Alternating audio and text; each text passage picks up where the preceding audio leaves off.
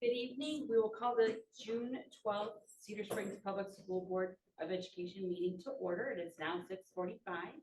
And if you would join me for rising for the Pledge of Allegiance. I pledge allegiance to the flag of the United States of America and to the republic for which it stands, one nation, under God, indivisible, with liberty and justice for all. Thank you, and that brings us to our roll call. Okay. Trustee Bowser, Here. trustee Patton, here, trustee Vanderhyde, treasurer Gilmore, Here. secretary Slager, here, vice president Schaffner, Here. president Reed. Here. Thank you, and we have established a quorum for tonight's meeting. That brings us to the adoption of the agenda, and I would entertain a motion for as presented. Support. Any discussion? Having none, Vice President Schaffner, Yes. Secretary Slager, Yes. Treasurer Gilmore, Yes. Trustee Patton, Yes. Trustee Bowser, Yes. President Reed, yes, the agenda is adopted as presented. And that brings us to gratitudes, and I would open up the tables to sharing of anything we are grateful for. Start. Grateful for our baseball players. We made history. I think like 3 times. And just they played really hard. And I gotta tell you, our boys have amazing sportsmanship. So it was really fun to watch them play, and just what a great team, great coaches. So I too am thankful for our baseball team, but I'm super thankful for our baseball coaches. They worked really hard this whole season, and all of our boys really improved from freshman all the way up to varsity. So Thank you for graduation. Went off without a hitch. Actually, a lot of planning went into that, and it was great to see such a great turnout for the community, and obviously teachers and staff, parents. It was a neat event. It's always good. It's always cool to be part of that as those graduates are getting ready to launch off into a new chapter of their lives. It's exciting to be part of it, so I'm thankful I had a chance to do that. I would just echo both of those things and just really want to thank the entire team. I think I speak for the board, parents, students, teachers, staff. We're just grateful that we made it through this school year. And I know there was a video posted of all the students on the buses and they're waving goodbye and out in the elementary school. I got choked up. I was teary-eyed. It just was, I don't know, just a beautiful thing. So just really ended on a positive note. For sure. Echo that as well, but my thoughts go to the teachers and just the amount of hard work that they put in this year. Just grateful. So thank you for that. And they got a new puppy. I don't know. I'm grateful for that. So just had to throw that out. Oh, there you go. Very excited. We'll do more about that later. Yes, you will. Okay. I'm grateful for, we just took a breath and for everybody that's jumping into summer school. So that's the whole thing, and that's definitely dedication. So grateful to that whole team. Yeah, I agreed. We had students and staff on campus today and bringing forth their best effort and re-engaging in the learning process. And they're working their way around all the different various construction projects that are underway and cleanups and building preps and get ready for the fall of 2023. It's gonna be here. Alrighty, that brings us to our consent items for this evening, and I would entertain a motion for as presented. So moved. Support. Vice President Schaffner, Yes. Secretary Slager, Yes. Treasurer Gilmore, Yes. Trustee Patton, Yes. Trustee Bowser, yes. President Reed, yes, consent items are approved as presented. Moving into our discussion items, we have up first the internet security filter recommendation. Ooh, with Holland Gabriel presenting.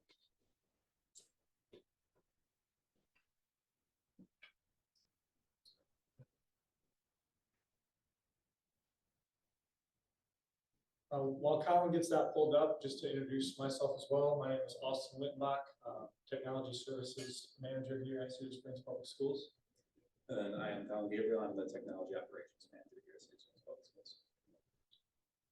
So we're going to talk to you about we tested 2 products, teachers and admin staff this school year, Securely and GoGuardian.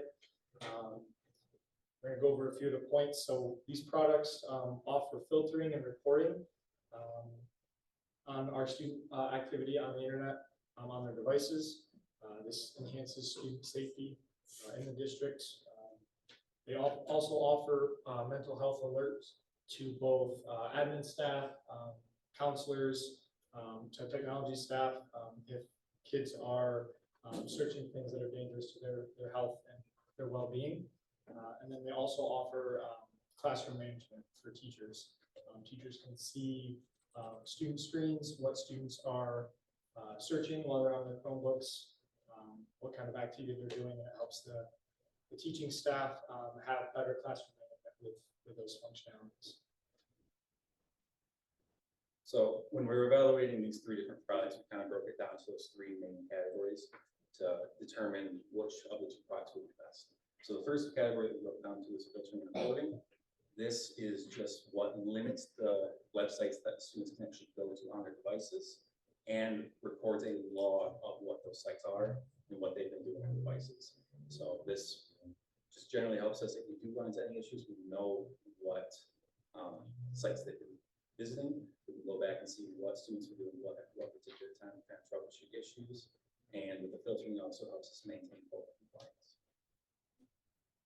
The second aspect was the mental health piece. So one of the main selling features for these 2 programs is the fact that they will actually monitor the students' devices and they will detect things related to cyberbullying, suicidal thoughts, or suicidal ideation. And it will kind of trigger those, and we can set it up and send notifications to whether it's counseling staff, principals, or other administrators. Looking at the mental health part, GoGuardian was a little bit less accurate. They both flagged all the proper material, but GoGuardian flagged a lot of additional material that wasn't necessarily accurate. That was the only real downside we found to it. Some positives for GoGuardian is we found that it had a built-in tracking feature that Securely did not have. So if there's a student that has repeated offenses or repeated situations, it will help the counselor keep track of those cases and kind of build a larger picture of what's going on to kind of better understand the student situation and maybe change how they can help that student. GoGuardian also provided screenshots of the actual triggering events. So this was a large help for us, especially with those additional false positives that was doing. It was much easier for an administrator or a counselor or anyone else to look at the screenshot, get additional context. Maybe they're reading a book that just has some language in it that causes it to be flagged, but it's a perfectly okay book or anything like that. The screenshots would make it very easy for our counselors to decipher which is a real event that they need to focus time and effort on and which is just a false positive. One downside we found with Securely is it was actually sending that snippet of text in just a normal email. It made it very easy for our counselors to see what's going on very quickly. But from a security standpoint, we kind of saw it as a negative because anyone, if they let their phone out or if they get a little pop-up in the bottom of their screen when they're presenting, all of a sudden you could potentially have that information shared. From the classroom management piece, there was quite a big difference, and this is kind of where we got our main choice from. GoGuardian was much more intuitive for the teachers to use, after we had the teachers use this for a few months and we surveyed them. 100% of our teachers were interested in GoGuardian. Not a single one preferred Securely, just because GoGuardian is so much easier for them to use. Teachers had lots of issues with the Securely platform, whether it's not loading, commands of sending screenshots or preventing students from going to certain sites or closing browser windows for students. The command would take multiple minutes to go through at some points. It's not a huge issue because normally we would just contact the company and have them resolve these issues. After working Securely for about a month, they essentially had no solution for us. So that was the final kind of nail in the coffin for us. We don't really want a product, but we're not going to get support. So just to wrap things up that Colin talked about, so Securely, the year price is about $30,675.40. Securely had better reporting features, but we, as Colin mentioned, we had issues with the usability from a teacher standpoint, and we had a lot of issues with their customer service and trying to get any of the issues our staff and teachers were having resolved. GoGuardian, $29,924 a year. We got very good responsive feedback from them, and they also developed additional features at our request, which was very helpful when we wanted to fine tune the product to our teachers and admin users. So overall, from the experience from admin staff and our teaching staff, GoGuardian was the preferred product for filtering mental health and classroom management. Are there any questions we can answer for anyone? I have some questions, and the timing of this is perfect, because I literally just attended a meeting at 3 o'clock today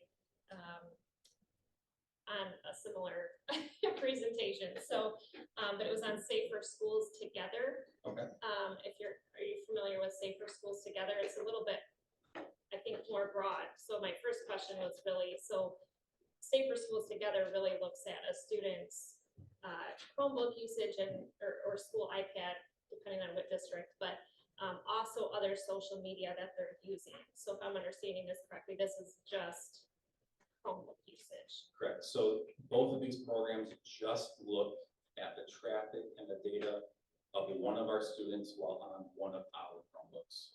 Doesn't access any external social media or anything outside of that. At this point, we didn't look into any solutions that did those options. Sure. Okay. And then what is the teacher's role specifically in this? So the teachers actually enjoy it very much. They can do quite a few different things. So from the teacher's point, they actually can see all, say, 30 kids at the same time. If they open these Securely or GoGuardian platform on the computer, they can see what all their students are doing. So it makes it a little bit easier for them to teach from where in the classroom they feel is appropriate. They don't have to be constantly walking around behind the students, checking what they're doing, making sure they're not playing games or anything like that. They can also just kind of lock their Chromebooks, so they can make it so no students can open any new tabs. Right now is my instruction time. You don't need to be doing anything. I'm just going to enforce it so that way you can't open additional things. Or if they want to do that with an additional step, they can actually just push a website to all students. So if they're in the middle of instruction, they can just be like, okay, we're going to go to this website now. That website will now simultaneously open on all the Chromebooks and just kind of help the teachers stay on task and keep the classroom going. Right. So do you think the general feedback we've gotten from teachers is that it has been useful and not like an extra? Correct. Extra. Yes. We trialed it with just a few of our staff. We didn't give it to all of our teachers. Most of the teachers that learned about it after the fact wanted to try it as well. And all the teachers that did do the trial were very happy and are very much anticipating using this for next year. We didn't receive any feedback that this was additional work on them. So about how many teachers and across what buildings was it tested? So we tested it across the high school and the middle school. We partnered with the academic team just to kind of get the proper sample size. I believe we tested with 6 teachers. I believe it was 4 teachers at high school and 2 teachers at the middle school. I could be slightly off on that. Just to kind of narrow down, we don't want to make it too big of a program just in case it wasn't something that we found valuable and didn't want to go with. What are we using currently? So currently the district, for the filtering aspect, uses a program called Content Keeper. That's a very good program, but it filters in different ways. So Securely will take websites across the internet and categorize them to different components, whether it's a gaming site, an education site, a video site, a sports site, and things like that. And it allows the filter to be done by groups. Our Content Keeper application can do very similar things, but it's just the grouping isn't accurate. So students are finding more holes to get through the firewalls to get to the sites that they're trying to get to. And then as far as the false positives, as you call them, as we determine what those are, is there a way to fix that and improve it? So as we have the software longer, it tends to be better? Yes. So speaking to GoGuardian specifically, on every single report that the staff will receive. It's based on a machine learning model, so it's not perfect, but we usually err on the side of caution. You can give feedback for each individual alert. So as you give it feedback and over time, that machine learning algorithm will grow and kind of learn what our district is looking to get alerts for. Right now, especially early on, because we're just starting the program, it's gonna err on the side of caution, to rather catch too much than not enough. Sure. Will it generate like a monthly report or just anytime there's an alert, it'll, So the way we did it for the trial is, whenever it detects something, it'll send an alert immediately.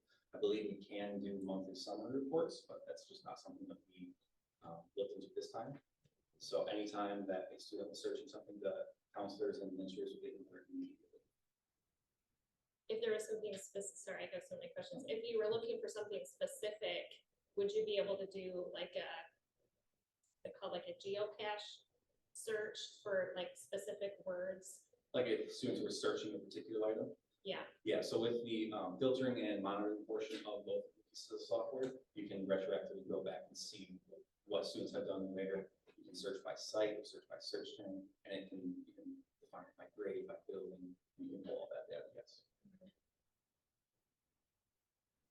Is that where you have the alerts going right now? Is that kind of the plan, is to go to the administrative staff and to the counseling staff both? And to So- the teacher, or just how? you- Not the teacher. Just the. So during the trial, we never had to go to a teacher. We don't want to add anything to the teacher workflow that's not necessary.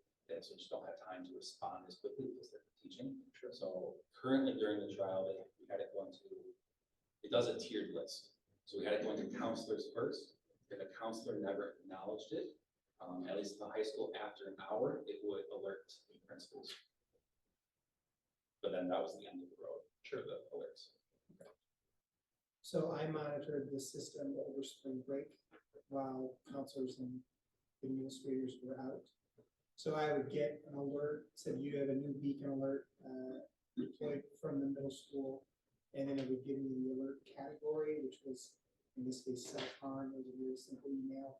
And I would click to log in, I would check the system. And then be able to respond accordingly. I did not get any kids over spring break. But I remained in the group, so I kept getting emails as other students would trigger in. And it was surprising the number of alerts that we were getting on a daily basis. But, for some of the alerts, it was because a student was researching a project. Right. Or, What do we do about that? well, that's part of the false positive. You still have to investigate and make a determination. Are there any other questions we can answer?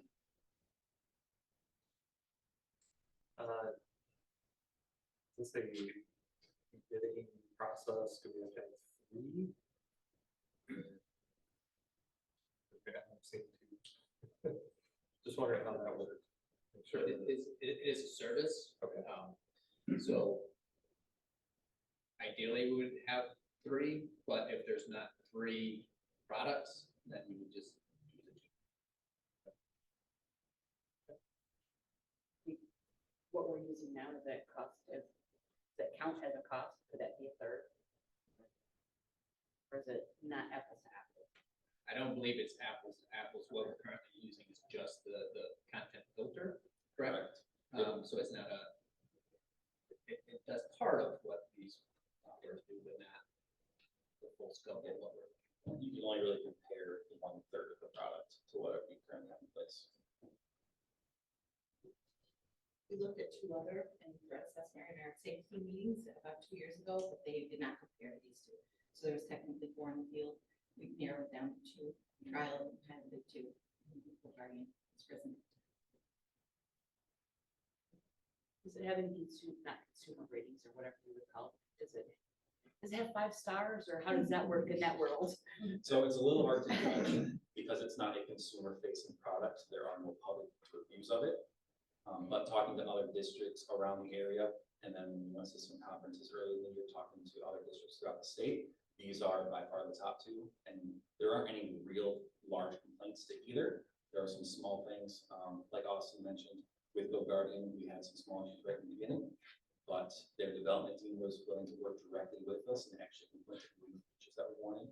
So most of the downsides or negative parts of the software that would have been reviewed out, the teams have worked directly with us to improve.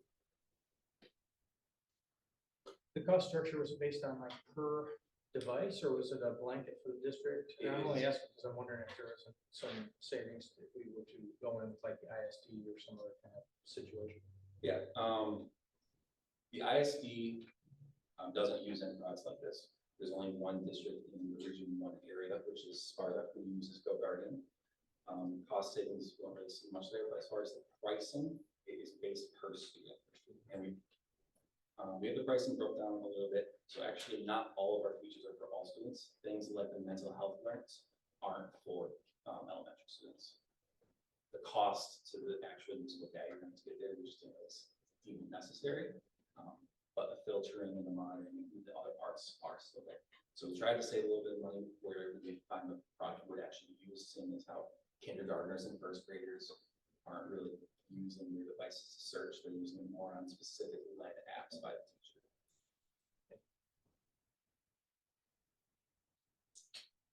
Any other thoughts? This is the first look, so if anything comes to us for more questions or whatever, it will be on, well, it will be our next meeting next week, a little bit quick, but.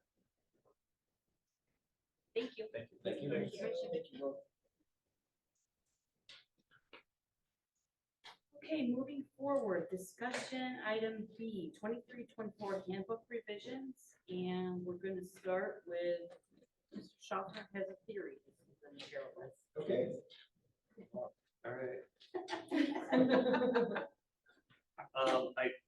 I was reviewing and noticed in the elementary handbook that it's the full cell phone policy. Wondered if that was warranted. I think the policy more refers to high school 9 through 12. There is a section that states, K through 8, that it doesn't really apply during lunch and hallway usage because it's prohibited. So I noticed in the middle level handbook, they do have just a short snippet for the cell phone use. They do refer to the policy, but it's just condensed and it seems to flow a little bit better. So I would suggest one way or the other. If we're gonna, the high school handbook does have the full policy, so I know we were trying to be consistent as we're looking at all of these, so one way or another. So the suggestion is either have the whole policy in all 3 levels or utilize the short snippet I at would the tend to lean towards the elementary short level. one, but that's just, I'll leave it up to you to make it consistent. one It way could or another. reference, it could be the short snippet and reference. Yeah, and that's what the middle level does.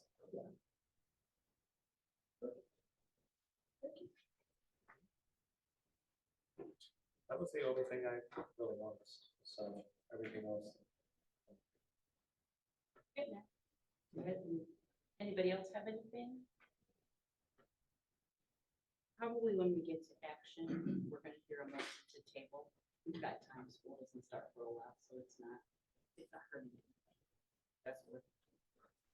One unique, if you noticed, we did add the transportation handbook in, and we caught a moment in the handbook text where it sent users a link to the DeWitt Public Schools volunteer form, so we made that correction. And I uploaded the corrected version of the document for us, so we've got that. Everything is clean and up to date across the board as far as handbook documents go.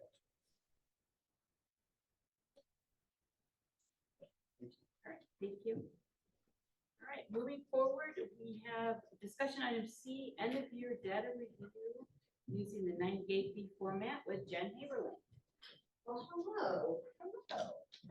So let me just get my slides pulled up, and just a reminder that the 98B legislation is a part of a result of COVID, and some of the reporting requirements that came about as a result of the COVID funding that we received.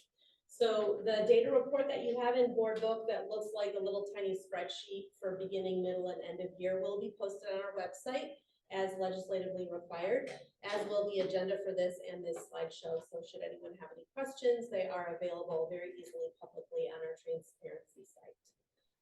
So we are here to talk about some celebrations, as we do when we take a look at data. So our purpose tonight is to overview the achievement data as required by the 98E legislation. And that is required for pre-K through 12th grade. And you'll see right away that we do have different data sources for each of those things.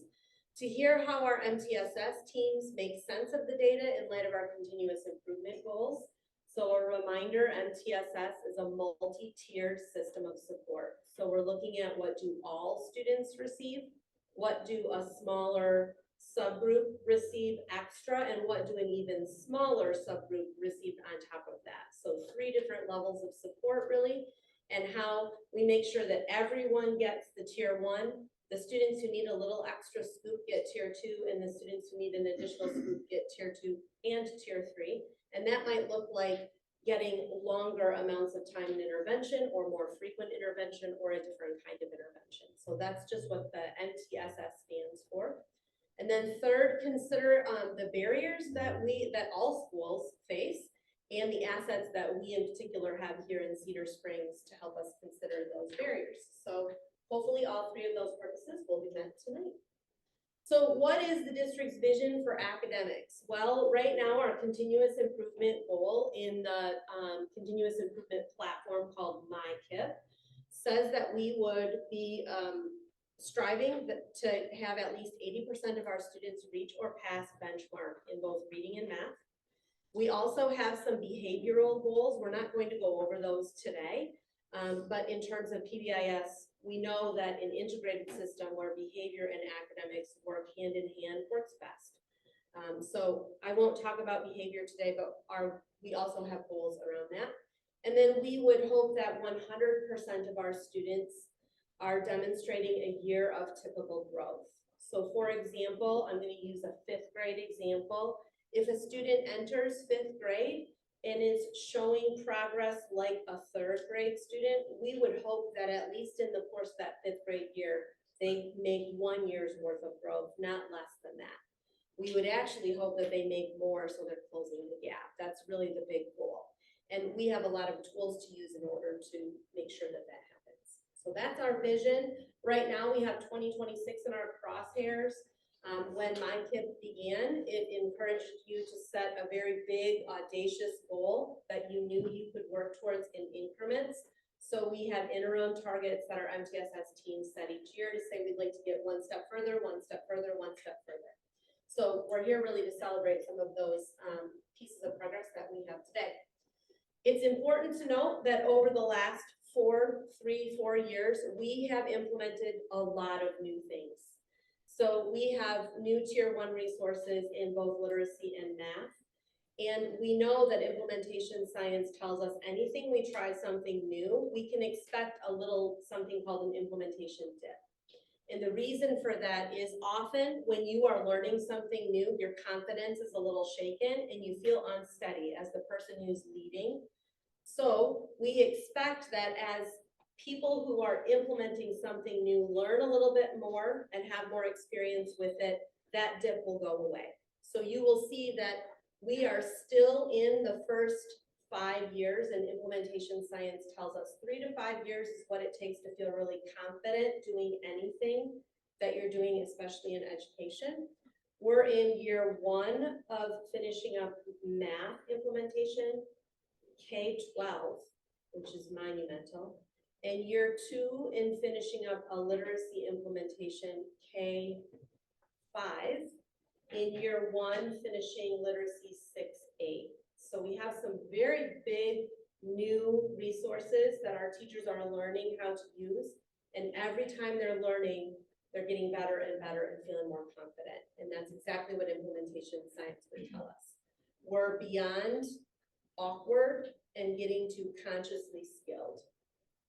So that's where we'll see the most growth is over the next several years if we stick with it. So as I said, these are the interventions that we have had over the last several years. So in 2021, we selected CKLA with your support. In 2022, Amplify ELA with your support. Last year, Math Bridges and Illustrative Math K-12 or PK-12 really now. This year, we started AVMR Math Intervention, and that has been quite successful. In 2023, we'll be starting 2 different literacy interventions. One is called the 95% Group Chip Kits, and our interventionists will be trained in that resource. And the other is called EBLI, or Evidence-Based Literacy Instruction, and our teachers will have the opportunity to be trained in that over the next several years. So those are big implementations that require a lot of energy and effort. And we're thankful that we have some assets in terms of PLCs and time that help us get there. So let's take a look at our data. This is a different display than the little mini spreadsheets that you have in Board Book to help you see that our teachers are making remarkable growth over the course of the year. So the green bar is where they began at the beginning of the year in that initial test. And we have 2 different pieces of legislation that say you have to give that either 30 or 90 days once the school year begins. So unfortunately, we're tied to the 30 days because it's less time. And that's one of the COVID rules that we're still operating under.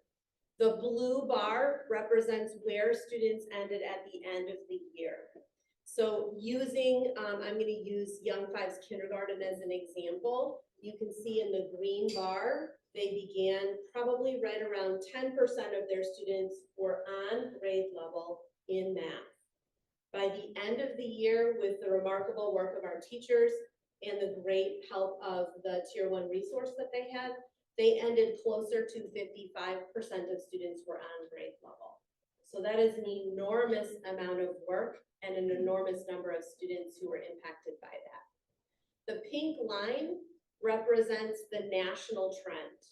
So you can see end of year goals, and I only have this for iReady, which is what we use Young Fives through 8th grade for our initial benchmark testing. So you can see where the end of year averages are, and a celebration is that in several of our grade levels, we are at or above the national average.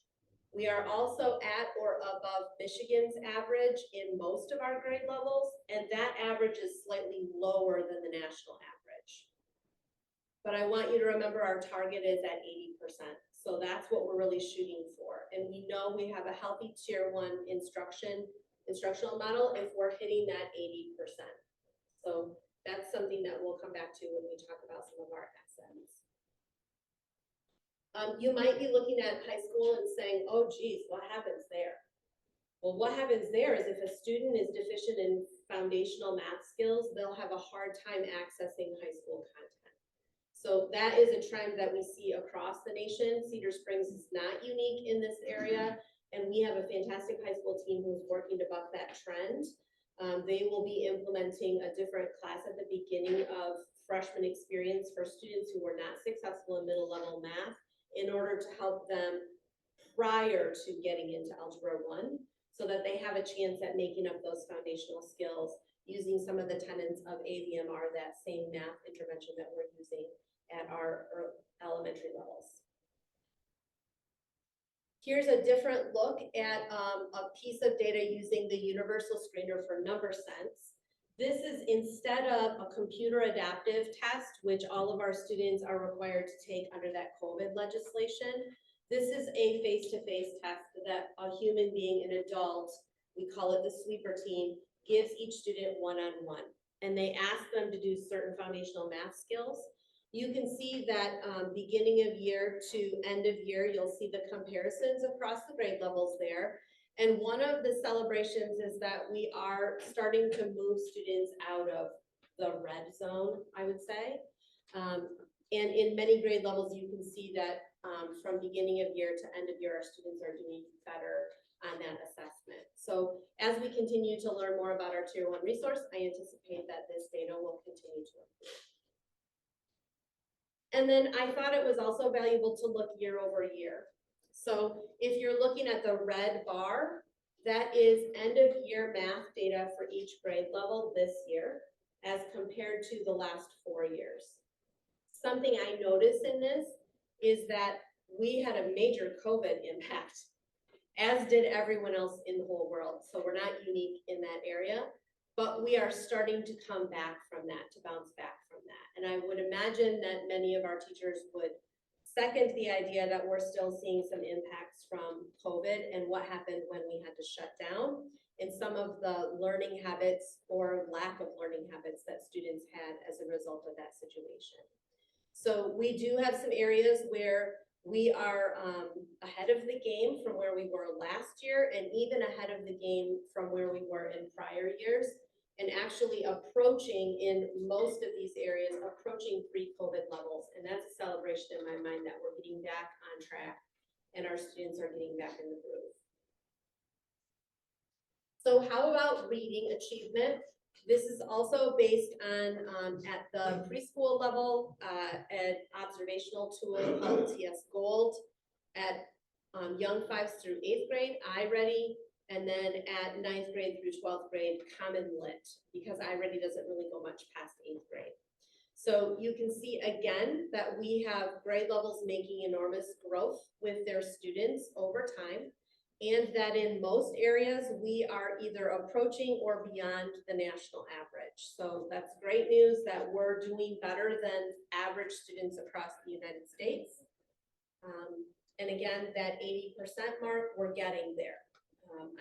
I would anticipate in year 3 and 4 and 5 of implementation, we'll be on track, especially as we move to more aligned interventions for students. And then again, this is based on Acadience. That is a face-to-face test, not a computer adaptive one. But the data looks pretty similar, and it's always good to compare across data sets to say, well, this data set says this about an individual student, this data set says either something very different or something very much the same. And then what is the teacher's observational data, because that is also very important. And you can see that the number of students who are well below benchmark at the beginning of the year, many of them are moving to a level closer to benchmark by the end of the year. And that is a tremendous celebration and a testament to how hard our teachers work every day to make sure the right students are moving forward. So again, the year over year look, and you can see that in most grade levels, we are performing better than last year, which was year 1 of an implementation. In the 6th, 7th, and 8th grade, this is year 1 of their implementation. So when we think about what implementation science would tell us, it would tell us we're probably going to see a dip from where we were before as teachers gain confidence. But you'll see in the 7th and 8th grade levels in particular, they are doing better than they were with their resource from last year. So the new resource is aligned to our K-5 resource, and it seems to be helping students to meet the mark of benchmark much better. So that is a celebration. And again, we're getting very close to or beyond where we were pre-COVID. So that's good news. So what happens with all of this data and how do teams make sense of it? Well, we just finished in May MTSS meetings with each building, and Steve Johnson is our MTSS coordinator. He and Stacy and I walk through making the plan for those meetings, and then he does the facilitation. We have a team of administrators and teacher leaders and other staff like counselors, PBIS interventionists, some of our itinerant staff who come and meet together to say, let's take a look at what this data is showing us. And we start always with celebrations. Did we make it? Did we get to our goal? What are our celebrations, even if they're small celebrations, about the progress we're making? And then we talk about what was our goal and did we meet it? If they did not meet it, they talk about why do we think we didn't meet it and what do we want to do about that? If they did make it, they say, well, what do we want to continue doing so that we have that same success again next year? And what does all of that make us think? And then they make a plan together as a team about how they want to respond. And that might look like some professional development at the building level with the time that we have set aside on half days. It might look like some reinforcing of information in the fall when we come back to school. Certainly end of May and beginning of June is not the time to make large changes at the building level. So these are plans that they make for fall and saying, let's confirm what we want to reinforce. Let's confirm what we want to continue. Let's confirm what we need to do new again this year. So that's really what those teams do. They record that all, and then Steve Johnson and I spend lots of time uploading it into the state system called MyKIP. And we add our data in to give a story about Cedar Springs as a district and where we are. And MyKIP really asks us some big questions to help us discover barriers we might have. So when we think about these 4 big buckets, one of them is the resource. Are we using it like we're supposed to be? Does it look and sound like it's recommended to? Are we using it for the amount of time? And that's really part of good implementation science, is saying, okay, well, this body of research shows that this would work if we used it the way it says it would. So are we? And then addressing any problematic practices, things where we're off a little or where we need some fine tuning. And that is really great work that we will continue in the fall. One of the initiatives that we hope to get started for fall is peer-to-peer classroom observations. Teachers learn best from each other. That's the most powerful kind of learning, to say, what's happening in your classroom where you're experiencing success? Can you teach me a little bit more about how you do that? So that will be something we'll be talking about district-wide. The second bucket that MyKIP helps us to discover barriers in is, are we reaching the right populations? So do we have the right students, teachers, grade levels, and buildings plugged into the initiative? And do we have it for the right amount of time? That's something we often ask about intervention. Interventions are often prescribed for 30 minutes, 5 days a week. So we'll ask ourselves, okay, well, if it's not working, are we using it for the amount of time we are supposed to be? Maybe that's one of the problems. So these questions help teams to just discover that might be something we need to adjust. Are we supporting with the right resources? So people often think resource $, that's Monty's department. That big bag of money that he has sitting in his office, right? But it's also human resources. Do we have the right number of people? Do we have the right level of support for instruction with coaching and administration?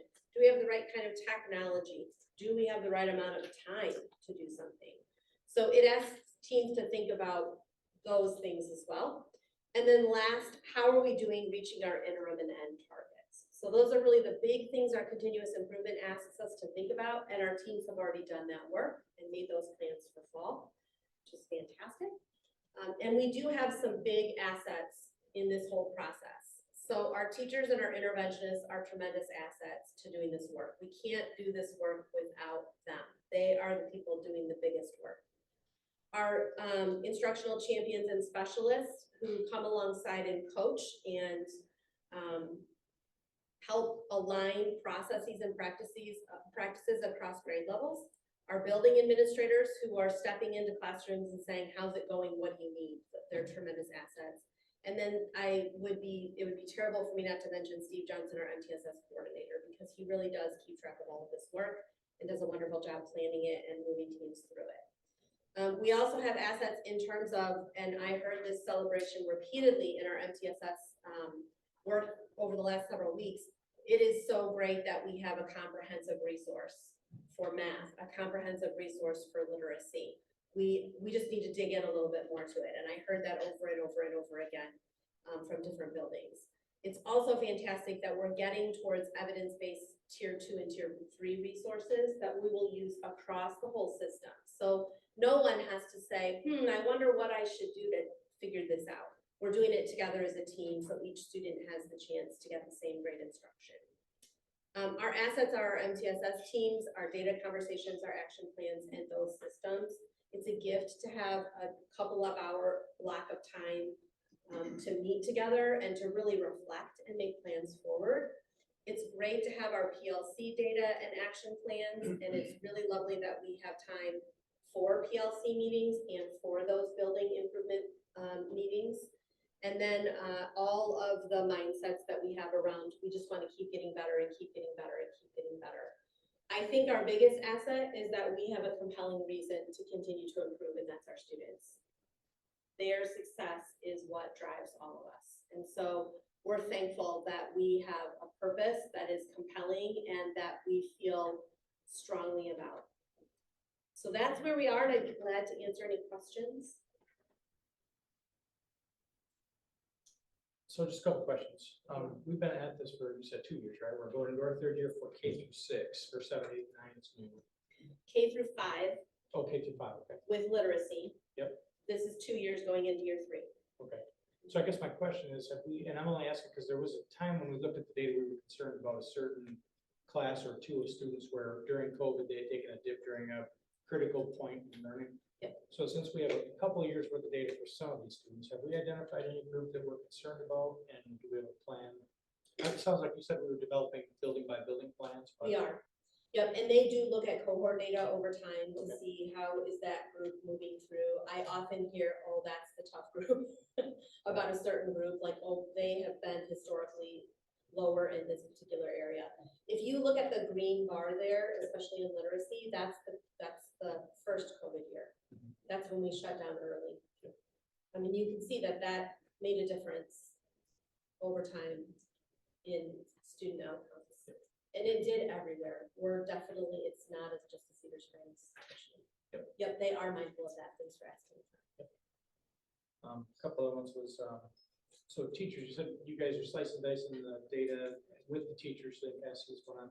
Do they have access to the granular level? So like if I'm a math Yes. teacher in 6th grade, let's say, Yep. I know which areas my students. My particularly- students. Oh, Yep, they sure do. good, that's great. And they have access to those data platforms so that they can look, and that's part of work that happens at the building level or at the PLC level to say, how are we doing? How are my students doing compared to your students? How can we group students so that we're capitalizing on making the biggest needs? So not only by grade level, but by the individual classrooms, the Yes. teachers can discuss what's working. what's Yes. not. I had a couple questions. One was the clarification on interpreting the data. On the achievement charts, there's a couple spots where the end of the year proficiency level is actually lower Right. than beginning of the year. So that's not necessarily that the score was lower, but just again, looking at the proficiency of where they should be at the beginning versus where they should be at the end. Correct. It also is, the target moves, because we would expect that by the end of the year, they're in a different place than at the beginning of the year. So it depends on the data source you're using. If it's iReady at the beginning of the year, that beginning of the year test is testing toward end of year goals. If it's Acadience, if it's Common Lit, if it's the math at the high school level, that is a moving target as the year goes. So that where they test at the beginning of the year is not necessarily where they're supposed to be by the end of the year. So it just depends on the data source. Okay. And that's part of the challenge. Not only are our teachers learning new resources and learning new instructional strategies, and having to open up their frame, their art to some different ways of thinking. They also have these new data resources that they have to learn as well. So that the task is enormous for our teachers, for our administrators. And that's why it's a 5-year vision that you have to cast. And it's hard because our teachers want to do amazing things right now. They know the cost of not, of not bringing it today. And that's hard for people. So we have to be patient with ourselves, learn as much as we can, learn from each other, and have that mindset that we can be better tomorrow than we are today. And use the tools around us to make that happen. I think too, Tracy, it's important to acknowledge, and I just recently heard a wise educator at the national level say, no data set is perfect. So it's one snippet of a moment in time. but it may not be an accurate representation of, it's definitely not an accurate representation of everything about that child. So always considering multiple data sources and considering observational data from the human beings who know the students the best is important also. When you look at, for example, when we look at that 12th grade reading achievement, that is disappointing, but I also think about when students were taking that as 12th graders, they were 2 minutes from graduation. So how relevant was that test to them really, right? It's probably not an accurate reflection that all of a sudden by senior year, our students dropped way off. That's just a matter of where we were in time at that moment. So it's a piece of data. It's probably not the most important piece of data. Just a couple more things. So you just looking at like the reading achievement, for example, with the horizontal bars, the blue, green, yellow, and red, and well below benchmark. So like first grade, you know, for example, has a very high percentage. I'm just curious, as we send our kiddos off for this summer, I know parents are receiving iReady scores, for example, but are there additional letters or phone calls or resources that we're giving families? I mean, obviously, we don't have control over what they're doing We this don't. summer, but Yeah. are we at least providing some of those resources during, you know, during the summer, so when they come back, Right. maybe at least a few of them had been working on things. Right. So our summer programming is tailored specifically for students who are well below benchmark, and those are the only students who are invited because that was a part of the legislation for the grant fund source that we're using to pay for summer school. So that's definitely the first approach is let's have them under the care of a trained teacher first. That's what we know is most successful. Sending something home is probably not the most successful, but as a result of summer school, students will be receiving some things home from that experience. So do we have a pretty high percentage then of students who are? I believe we have 175 students who are participating K-5. And the really tricky part is 4th and 5th grade they're at the point by 4th or 5th grade where they're like, I don't really want to go to that as a student.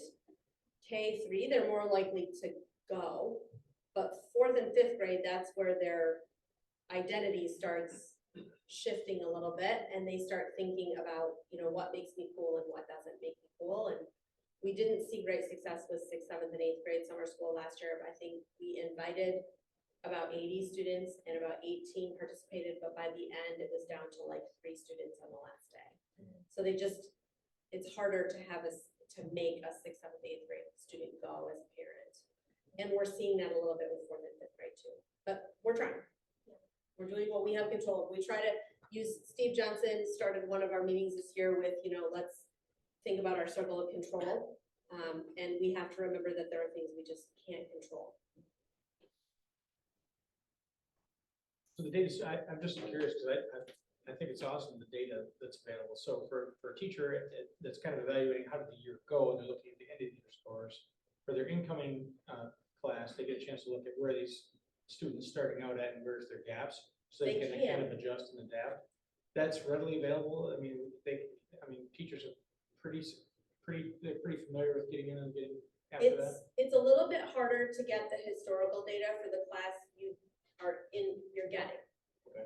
So one of the things we're doing with our admin team this week when we have our final admin team kickoff is like pass up the data. Like what does the principal who's going to be receiving this group of kids need to know about them and about where they are academically and where they are behaviorally.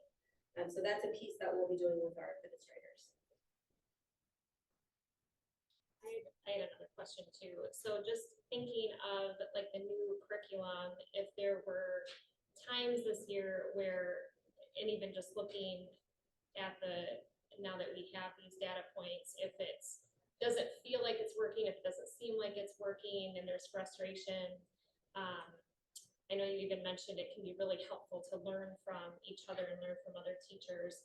Have we explored looking at other districts who maybe have done this particular curriculum for like the CK CKLA, for example, maybe are a few years further down the road to see if they had some of those same issues and how they problem solved working through them.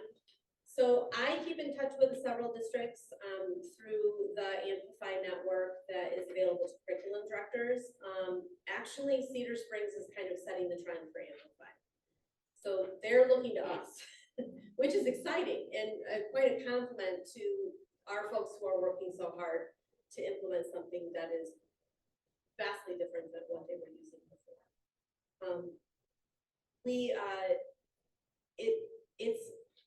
When I was looking at the Acadians data that you see up here and trying to see what are the national norms, they really recommend that you compare at a local level, not at a national level. So I was torn, do I even show the national statistics? Because, you know, we hear all the time how terrible Americans are doing teaching students to read, and some of the things that are in the headlines that seem really shame-filled and pointing fingers. And I like to look at where we have success in our own district and learn from that. That builds momentum and excitement because teachers have access to the person next door much more than they do a teacher across the county or across the state. So we can certainly continue to try to learn from them. There just isn't a real good mechanism for that. I think that's really good insight. Just thinking through that line that's national, where do we stack up? Like if you were to draw a blue line or something that was regional, we're exceeding in most cases? You know, I don't have Kent County's information yet. We'll get that in the fall. Typically, the curriculum group will gather that together. So once we have state assessment data, that's how we see that. I could go website to website because they all have to have it posted because of NUB. I just have not done that. Yeah. Just curious, because I agree. I think especially when you talk about celebrate, right? Your number one step. If we were able to celebrate that we are, you know, overcoming the barriers that the students have had over the last couple of years with the remote learning and different things, that we're seeing success more than some of our peers. That certainly would be something fun to celebrate. Yeah. So sticking with the Acadians chart, we have a lot of the red, and sometimes we didn't end well. Well, we embrace data even when it's negative, because that's what drives our continuous improvement. Can you talk to us about the red portion of the Acadians chart, how the chart of accounts for the support for the teachers and the admin pulls into the red portion of the chart? I don't know if I understand your question, Heidi. So the MTSS coordinator, what we're doing in PLCs, the champions, interventionists, how does that all pour into the red portion of the chart that's supporting the teachers to support that work? Okay, so we are fortunate, I think if I understand your question, we're fortunate that we have interventionists in each building who have been trained in a resource. That are working with teachers to serve the students who are testing below or well below benchmark. So what does that look like? It looks like currently a 30-minute intervention block that's set aside in the day where small groups are pulled and students are being worked with depending on the skill that they're deficit in. With the interventionist or with the teacher? And or the teacher.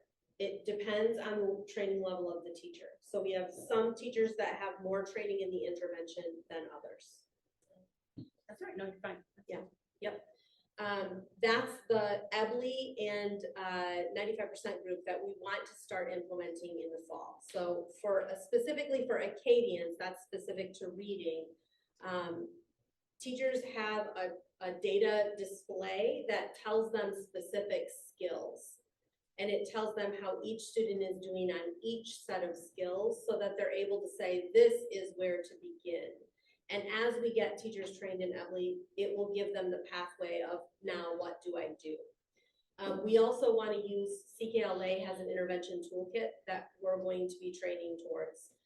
Because when we adopted that, one of the desires of teachers was we want a comprehensive, we don't want to patch things together. We want it all in one place, one resource aligned. And CKLA does have that. It's just not very well known where all of those things are. So we're going to work on training towards that as well. So what does that look like? Do we do that in PLCs? Do we take extra time? So who does that work and how do we know it's being done? Yep. So Katie Moore is our literacy specialist at the district level, and she is working on a one-day training that's been offered for August for all teachers K-5. And then once that one-day training is done, then teachers have the option of taking the EBLI training. And the EBLI training takes about a year of time to complete. It's 140 activities on 3 different pathways. So depending on what grade level a student is testing at, that tells you what pathway to begin in.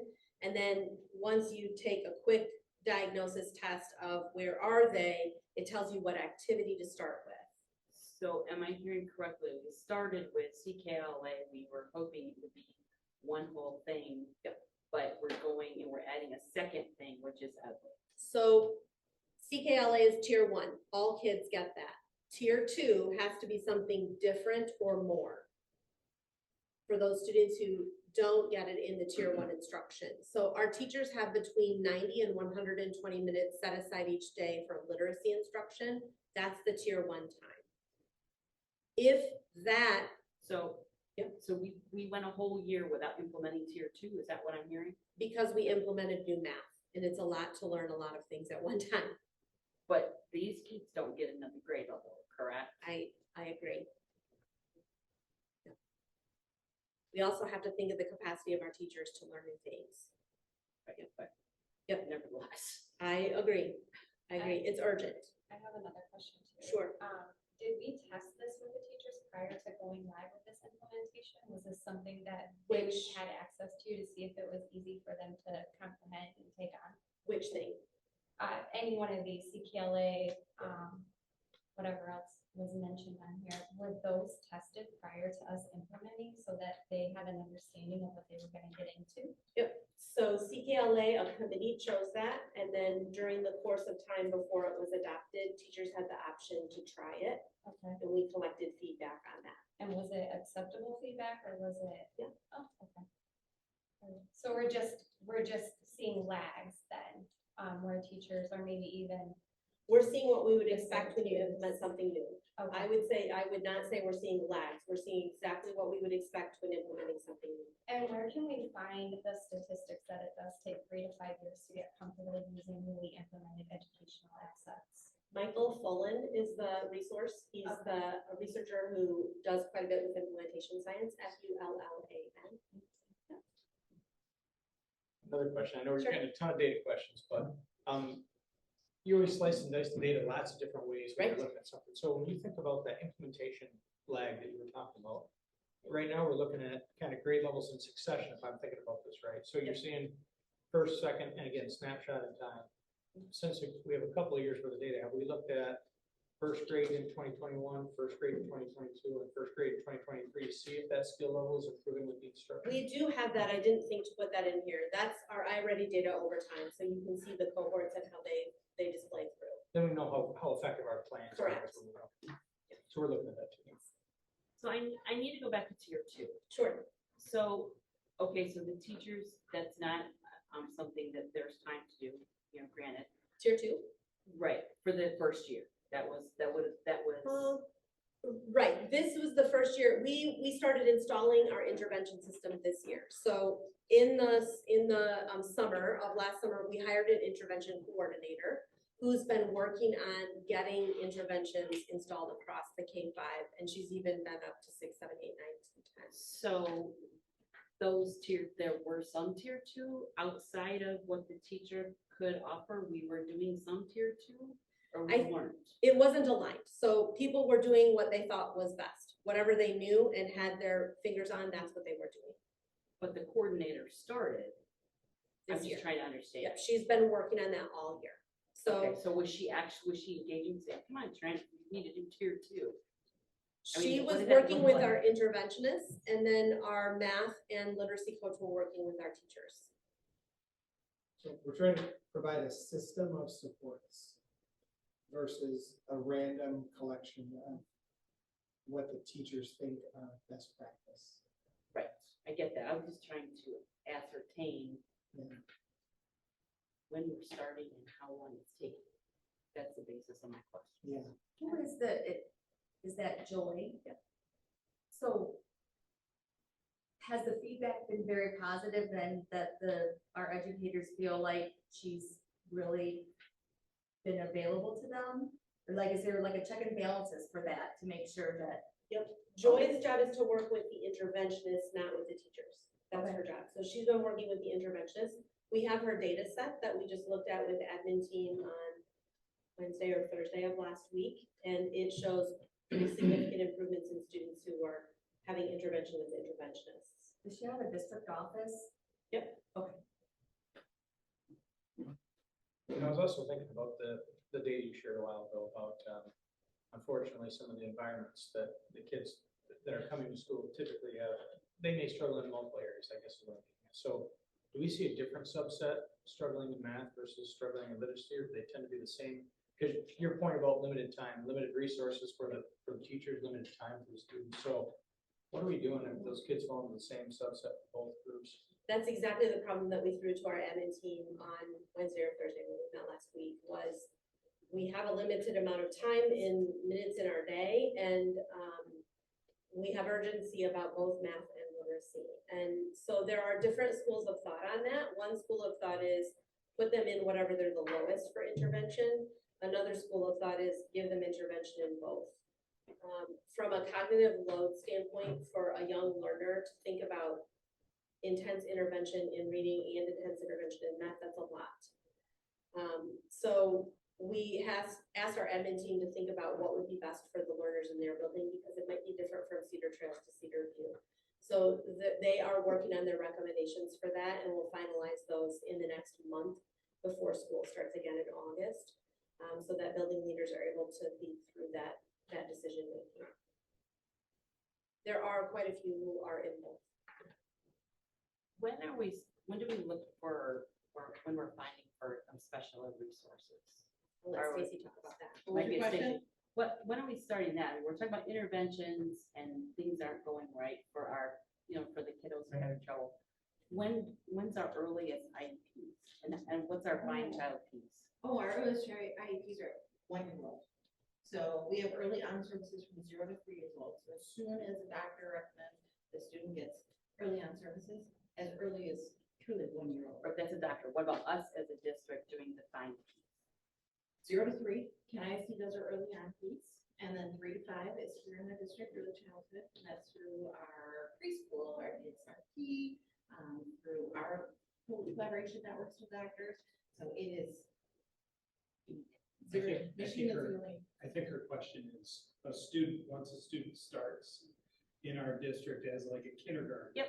How soon would we recognize a need for an IEP? Exactly. That's the question. Thank you. Yep. Well, Thank you. What age is it? We're 0 to 26. Yeah, okay. Michigan 0 to 26. So it depends on data and response to the data. We have a strong child study process that has passed OCR audits every single time. And that looks at tiered level support and how are we giving those supports with fidelity. Sometimes what we don't want to do is call a student disabled if there is something else that we could try that they might respond to. Because what we know is as soon as we label a student disability, their rates of graduation immediately. The rates of dropout immediately increases just by labeling them a child with disability. So it's our very last step. So we go through 2 rounds of 6 to 8 weeks of interventions. If we see no response, then we move to special ed. So that'd be tier 2? No. Or I mean, 6 how, to 8 how does, weeks. but in special ed, because I've not had an IEP yet. Yeah. I'm trying to correlate the two of, I'm trying to correlate when does the help kick in, right? Kicks in as soon as, so it depends on also secondary versus elementary. Secondary, we use early warning indicators, which is a group of 9 different indicators that we look at to see if the student is struggling. And if so, then we increase those interventions. In K group 5-ish, 6 is kind of moving more towards the secondary level at this point. K through 5, they go through the child study process that goes through a universal checklist. What are you doing in tier 1 to make sure that tier 1 is quality? Because what we want to make sure is we're not labeling a student disabled if this is a fidelity problem or classroom management problem or some other issue that we can fix through adult behaviors. So we first start with that, and that's a collaboration between principal and teachers.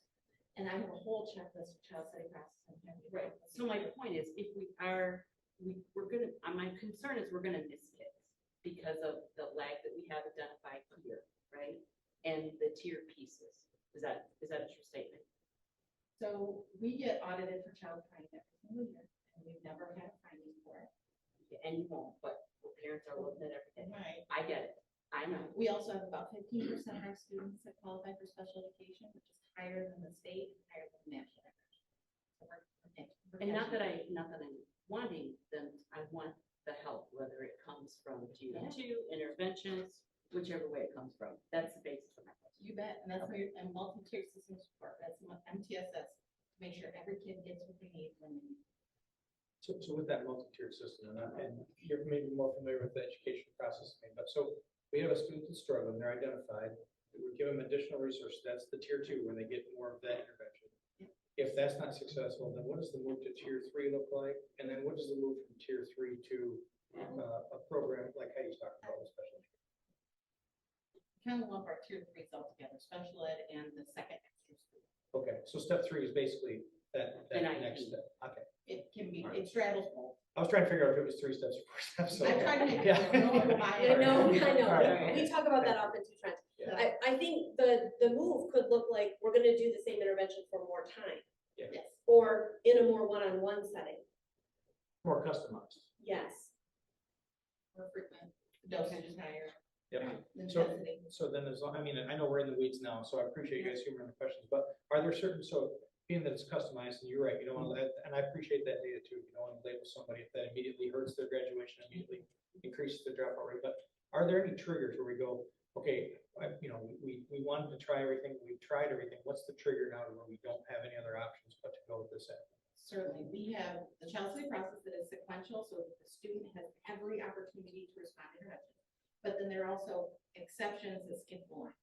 So if there are certain pieces that teachers or special education staff or interventionists see that skip the line. So they don't have to necessarily go to child study, they can skip the line because we see certain indicators that show. We also work closely, and I can pull those up and then happy to talk with you, any of you about it.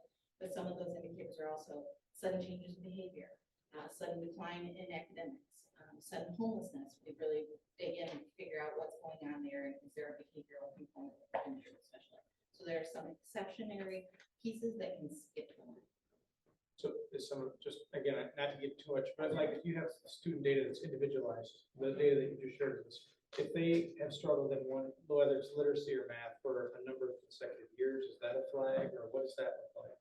It all depends. That's almost always my answer. It depends, because the I and IEP is individualized. So it depends. We would look at a track record. That's why when we do a full evaluation, we look at parent input, we look at past grades, we look at a number of pieces so that we get a comprehensive picture of the student. It's truly one of the most economic things you can do to kids, home, stay with them. Right. It stays with them for their entire life. So we try to do everything we can to make the system work for the kid, not the kid work for the system. And I don't mean to overgeneralize, that just sounds like that's a huge body of work for the number of students that we have to do individual evaluation on all students. That's what I was wondering, is there a filter that makes that body of work smaller? Because to think that you could do an individual plan for every student in Cedar is probably not realistic. So that's where I was wondering, how do you pare that down to make the subset small? Through the child study process. And that in the K-5 realm is teacher nomination. So if I'm a teacher in second grade and I think, I would see in my data, everybody else is moving forward except for these 2 students. And I'm gonna try extra school students, 2 students. I may call the parents and say, well, are they doing homework at home? Are they getting the same level of support intervention as the other 80% of the students that are responding? And then we just look at a little bit stronger than that teacher might pull in for extra groups. That's where that tier 2 comes in, that teacher pulls in for just a couple of extra groups, and if we're still not seeing it, we might increase that frequency of the groups just to see if they might respond. And if they don't respond, then we say, okay, let's take a deeper look. And that's when the psychologist, the social worker, an occupational therapist, or speech language pathologists, they get involved. I would just add to, it used to be special education was the only game in town as far as interventions for students went. And now multi-tiered systems of support, any student who needs intervention can access that. It doesn't have to be an IEP. And so the IEP is really reserved for the kids who the regular interventions aren't doing the trick, or they have some other need going on that triggered. Those IEPs are, they can only qualify for IEPs if they qualify for one of the 13 categories in the Michigan Administrative Rules of Special Education. So a lot of times we'll need a doctor sign off, we'll need speechless. So there are criteria nationally normed and validated, reliable tests for criteria for them to become.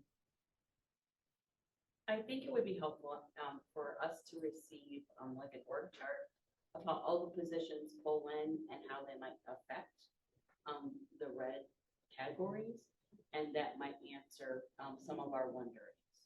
So that could be coming. Just a quick clarification.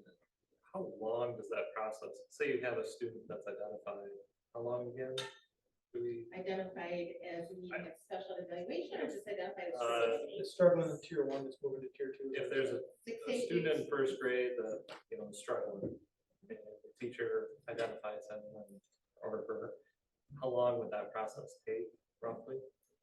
6 to 8 weeks? Again, it depends. It's almost always my Sure. answer. So 6 to 8 weeks for to ensure that there's quality tier 1 instruction. If we've identified that, we know, okay, all of you are learning of the same except for little Mr. Smith. So that we've seen that for 6 to 8 weeks. So we don't even start child study until late October. Then we try tier 2 supports for 6 to 8 weeks. And if we saw no difference, then we amp it up to tier 3, that higher frequency, the higher dosage, the lower number of students, 6 to 8 weeks. And if they are still not responding, then we trigger a special education evaluation, which must be done in 45 minutes. Or 30 minutes. So that whole process Long time. is a long time. And by that time, you know, half the year is gone and they're even further behind. Seems, I get the reasoning behind the slow steps, but that's a half a year that the child has lost out on if they do need help to get the help that they need. Well, they're getting the help they need all along. In tier 2, tier 3, it's if they have a diagnosed disability that then would equal an IEP for an annual IEP, which might just be using the same tools, but 5 days a week or twice a day for 5 days a week or whatever that dosage is. And They're that's- still getting interventions. Yeah, I mean, the teaching and learning process, we're dealing with human beings. Yeah. It's incredibly dynamic and incredibly challenging. You know, a student may have lost a grandparent at home. And they lost that parent or the grandparent in late August. And that really took an emotional toll. And it's showing up in their classroom, in their learning at home. You know, you don't want to rush in. If you took your child to the doctor with a stomach ache, you wouldn't want them to, you know, head into the operating room for appendicitis. It's got to be fully diagnosed before you can properly treat it, and it's not ideal. It takes time. You know, special ed isn't always there. And not everyone can thrive in tier 1. Some people need tier 2, they need that extra little scoop just for a little bit of time. And maybe a little bit of time this year, then a couple years later, because that curriculum keeps building. So they get what they need when they need it. In special education, nationally, our average is less than 13%. In Cedar, it's closer to 15%. So we're already over the national average. And I would venture to guess that we don't have anything special going on other than making more students disabled. We follow the national average, but we are capturing the right students. So we've been focused on the learning side, but I would assume that the learning is also tied to behavioral issues. Now, if we're identifying a child that needs help, I'm assuming the behavioral typically goes along with that. And is it a disruptive class learning environment? I mean, we talked about the home environments, but now thinking about the educational environment, I would assume, you know, it becomes more difficult for the teacher to teach. Absolutely, absolutely, 100%. And that's why we have also increased our behavior supports across the district. Last 7 years, we went from 0 interventionists, 0 behavior interventions, 0 behavior support. When I was hired, we had just hired 3 counselors. Those were some of the first counselors we've seen a dramatic increase in behavior, and that's across the nation as well. And I believe next week I'm on the agenda to present some of the behavioral, some of the student suicide threat assessments. Spoiler alert, we had over 650 per year of students threatening suicide. So our counselors, our behavioral support, everyone is all hands on deck to try to get this. Suicide from past harm others, from just aggressive behaviors, it's on the rise. And certainly the disruption. This is probably, I don't expect you to have the data, just to have an idea of ballpark. So you said if we're averaging that 13 to 15% of students that qualify for special assistance, how many would you say, and again, if you don't have the data, just the swag number is good, I'm just curious, just to get some perspective. How many students do we see that fall into needing the tier 2 or tier 3 assistance before getting that? Is it, do you see like a 45, 30, 15, or what is that? That's a great question, and Joy has that. Yep, I have those numbers, so I will send them through Scott to you. And they shift. So, sorry. They shift. So we might have tier 2 for the first half of the semester, and then those students no longer qualify, and then other students qualify. So it's so dynamic, and it's not like the student with a disability that they have a full year IEP. It's very dynamic in what they need, when they need it, how they need it. Do the numbers stay relative? I mean, they ebb and flow, but do they stay like those, the same buckets? You fill in the same number of buckets just with different students, or do they tend to, do the number of spots needed also ebb and flow? So on my desk, without remembering my slide, our goal is 8, and that's MTSS. MTSS is also written in the law. MTSS says 80% of students should respond appropriately to tier 1 intervention, tier 2 supports, tier 1 and curricular resource. So just it is Bridges and it is CKLA. It's 80% should respond to that and become proficient. We are not anywhere near 80% in a lot of our grades. So those students that are not near 8% are either in tier 2, tier 3, or special education supports. So some of those are like 30%. So then you're looking at 60% of our kids are getting extra supports. That's not much. Yeah, so just, I appreciate that. It's like, say, we present data to a bunch of people who just love data. And like say, the mission is so important to our kids. So not only is there a passion for all of us, but then you give us data besides, which really is exciting. So I apologize for asking so many questions, but thank you very much. No, we want you to understand.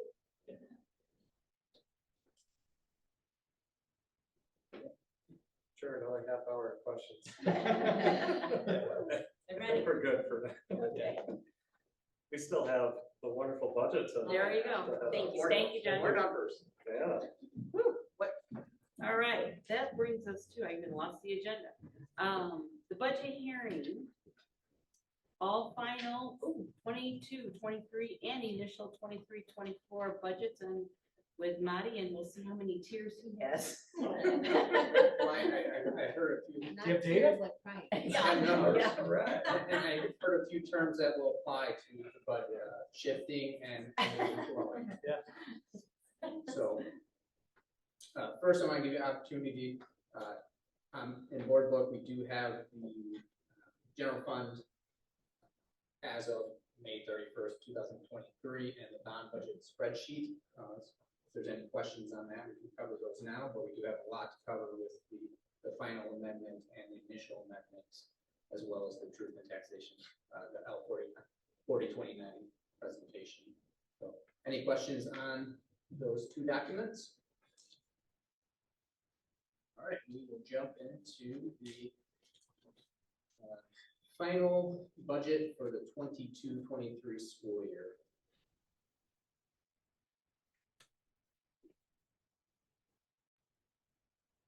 All right, just first slide real quick. You've already seen these numbers back during the budget amendment 1, but here's our blended enrollment trends for the last, going back to the 2009-10 school year. As you can see, we have experienced a significant decrease in enrollment since the 1920 school year.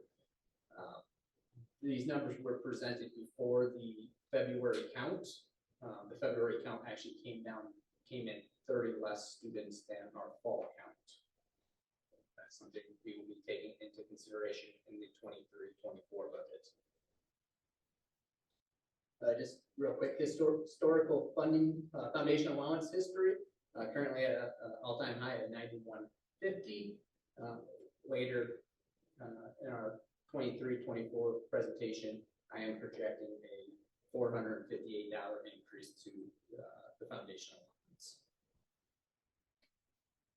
allowance. So right here, general fund revenue. So back in Budget Amendment 1, we projected about breaking even, a little bit over break even.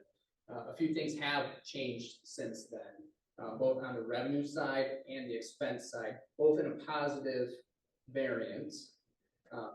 Number one, if you look at local revenue, a $249,000 increase to interest income. That is a direct result of the federal government, feds raising interest rates. They have impacted our investment income that we are receiving from Independent Bank. So that is one positive that we have seen. Back in July of last year, we were receiving probably about 0.25% on our cash in the bank. We are now closer to 3.5%, 4%. So where we were receiving about $1,000 a month, now we are bringing in $35,000 a month. So that accounts for that large increase to the interest income. Down in the bottom right, incoming transfers, the Kent ISD, they collect all the Act 18 revenue throughout the county, and then annually they will determine how much they are distributing to each school district. Throughout the year, they will then look at where their projected revenues are coming in, and they may elect to increase the allocations during the school year. So we're seeing an additional $100,000 coming in from the Kent ISD related to Act 18. One big thing of note, but it's really the net effect is zero. Subsequent to Budget Amendment 1 at state, for our state revenue, they passed Section 147C2 revenue. Our allocation for that was $1.85 million. So that increased our state aid revenue by that amount. But on the flip side, it increased our retirement expense by that exact same amount. So the district is really just a pass-through for that revenue. We collected on the first payment was made in March. We paid it out in March, and now they're paying off the remaining balance on a monthly basis. And we bring it in, we pay it out. So you will see a corresponding increase to our retirement expense on every one of our expense line items.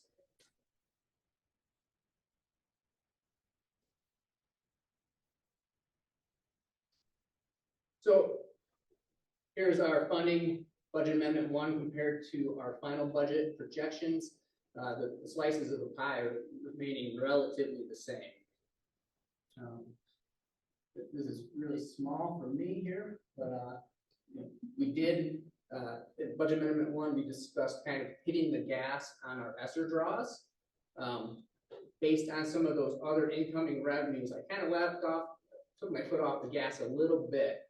So we're actually drawing down a little bit less of our ESSER money, as well as we had about $600,000 budgeted for furniture that you've already approved the furniture for Red Hawk already, but we will not be receiving that until next fiscal year. So that revenue and expense both came off the books, and we will do all $600,000 of those furniture purchases in the 23-24 school year. So that's part of the reason why that revenue, the federal revenue went from 11% down to 8%. I'm trying to remember what some of the, sorry, I could save the question till the end. I thought some of the furniture purchases we were actually making out of the ESSER funds. Correct. So do we get all of those because you had to pay for them and receive them, or no? You have to receive it, and then you'll pay for it, and then you recognize the revenue. Okay, so that doesn't interrupt the taking. That was a separate deal than the 600 you're talking about. The Red Hawk, a part of the Red Hawk furniture will be charged to Esser. Okay. A portion of it will be charged to the bond project. Okay. So the portion that's related to student furniture will be Esser. Any of our staff desks, chairs would be bond. Thank you. This graph is general fund expenditures, showing the changes between our funding categories. As I mentioned, one common bullet you will see on each one of these is that section 147C2, increasing our retirement expenses. Conversely, when we look at the 23-24 slides, you will see a $1.8 million decrease related to section 147C in the revenue and a corresponding decrease to the expenses.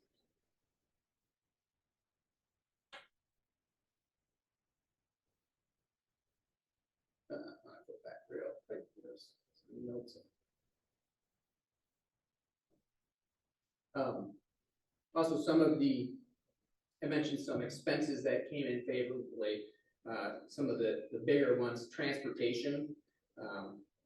Jerry Gavin did a good job this school year of really kind of looking at our routes and being as efficient as possible. One thing we did at the beginning of the school year is we brought our ECSC transportation. We brought it from the Kent ISD special ed transportation and moved it to our local transportation operations. That in turn, as well as providing transportation for fewer special ed IEP students, we came in favorable in special ed transportation about $100,000. Additionally, utilities came in less than we projected back in July of last year. Tuition payments to colleges and Kent ISD and other local education institutes came in about $100,000 less than we had budgeted. So those are some of and then the final big ones, facility services staffing. We launched that in January. We have not been fully staffed since January, so we have had some personnel savings related to that program. But it's not intentional, but the program is going well, but we still have not been fully staffed. Just real quick, percentage of each type of expenditure, it hasn't changed a whole lot from Budget Amendment 1.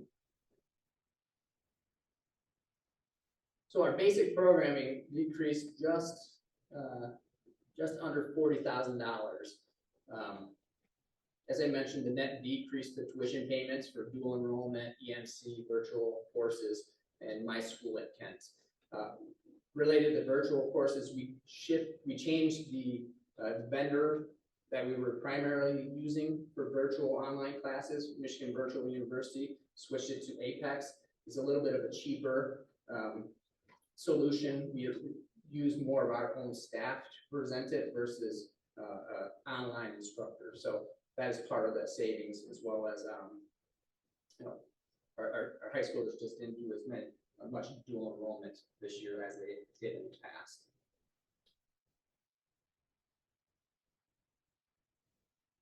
Added needs increased to $132,000. That includes special ed and compensatory ed.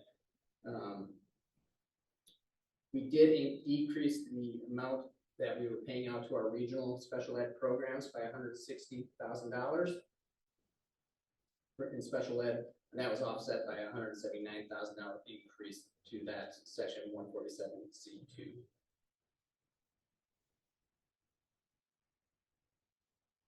Pupil support had a slight decrease of $39,000.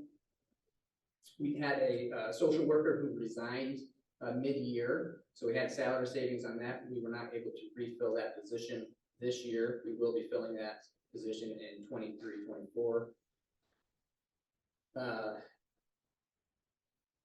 We had a bit of a savings on our salary and benefits for our recess aides. We ended up utilizing quite a bit of recess aid subs, so we had some savings there.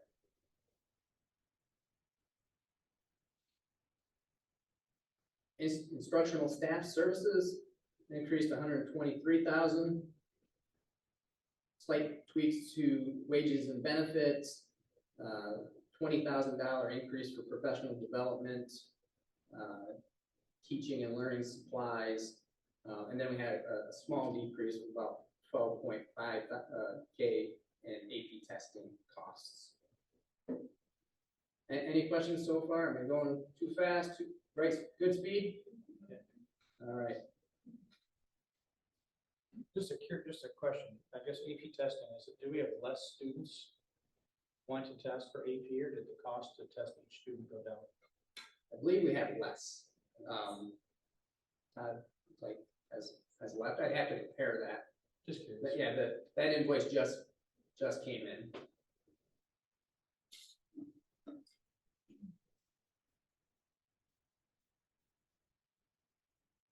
General administration, the increase primarily related to that one-time retirement payment. School administration increased 200,000. Biggest portion of that being that section 147C2. And I guess something I should note about that is there were restrictions on where you could charge that retirement expense. If a staff member is funded with ESSER money or any federal dollars, you couldn't charge that one-time retirement against that program. Because the federal government would have said, well, we don't want it showing up as an expense because then we'll pay you again for it. So they would view it as double dipping. So, you know, some line on the budget got allocated more of that than others due to how they're funded.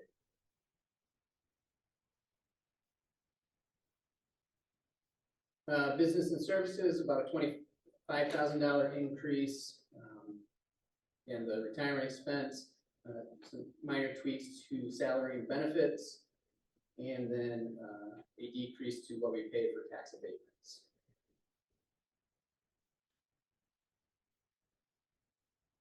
Maintenance and operations had quite a bit of movement, but it did end up netting to a pretty minor increase of 15,800. I had mentioned the $158,000 decrease in salary and benefits, primarily related to the unfilled facility care positions. $120,000 decrease to our energy costs, so gas, electric. Back in June of last year, if you recall, energy costs were steadily going up. They did eventually level off, and thankfully came in quite a bit less than what I was anticipating back in June. But back in December and January, I wasn't quite ready to make that adjustment. And then we did have a $110,000 increase for capital outlay. So several district vehicles, tractor.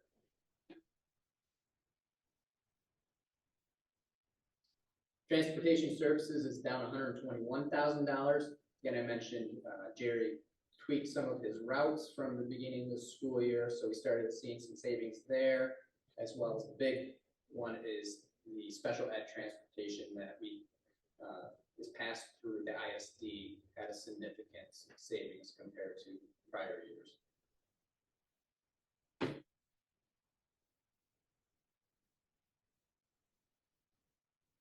Central support services, so HR, tech, communications,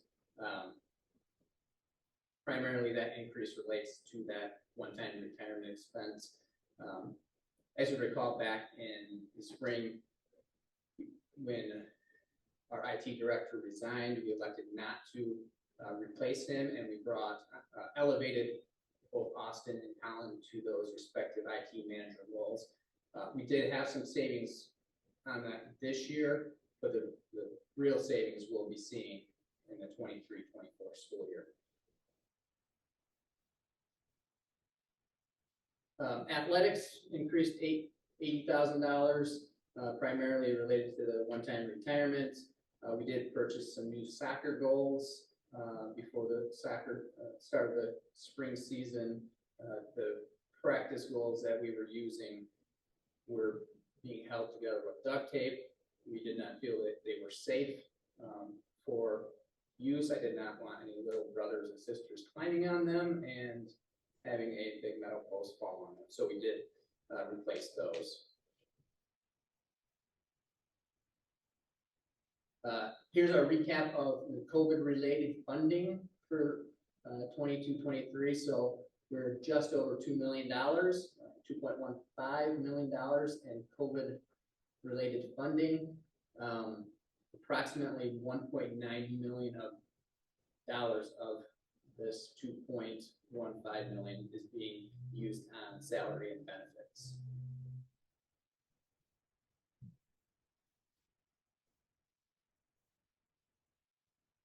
So overall, with all those kind of hitting the gas a little bit on our ESSER draws, pumping our brakes on some of our expenditures, and then just having some positive variances in our interest incomes and other revenues, and then some positive variances on our expenditures. Right now, we're projecting to add $780,000 to fund balance. So it is a shift from budget amendment 1, but a positive shift.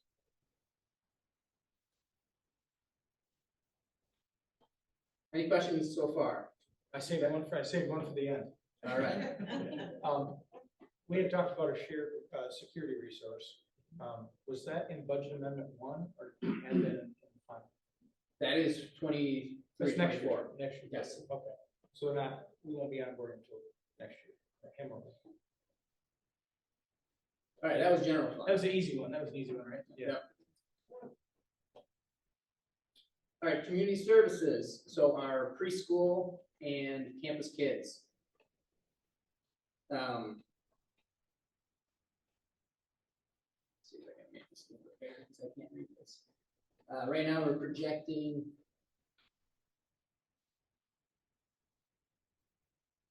revenue of $82,000. Of that $82,000, though, we are receiving, we've received a pretty significant child care relief grant. Without that grant, we would have actually had a deficit of $77,000. So for the 23-24 school year, I am proposing a 10% increase to our campus kids tuition. And the thought behind that is that will get us much closer to running in the black. We don't want to necessarily hit our families with a huge increase, but we might have to do an incremental increase, 10% next year, see how it's going mid-year, maybe increase it, or it might be the 24-25 year that we do an additional increase.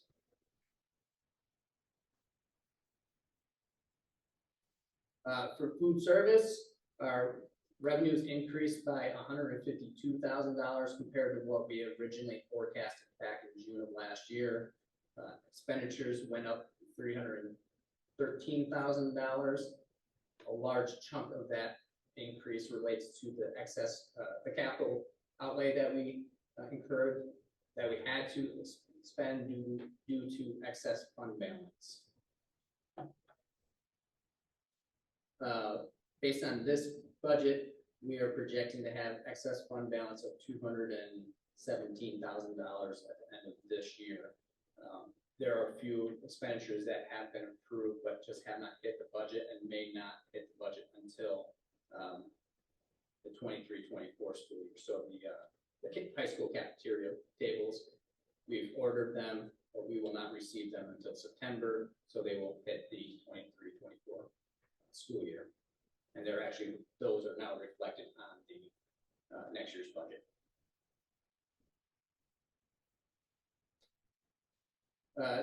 Student activity fund, this is where we're landing is pretty typical for a district our size.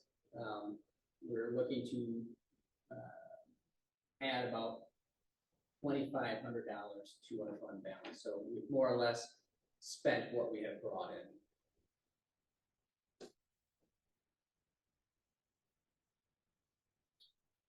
Debt service funds, so our 7 debt service funds that we have.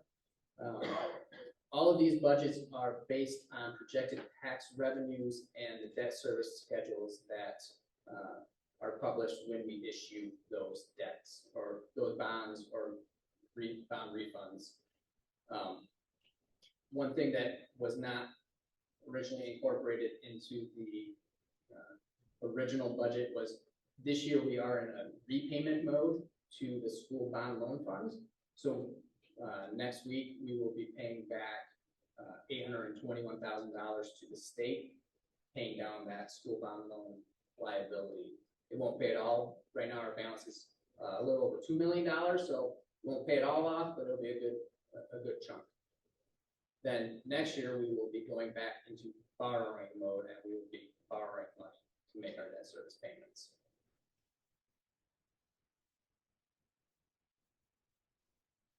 So for our 2012 refunding bond, our projected fund balance at the end of the year is just north of $15,000.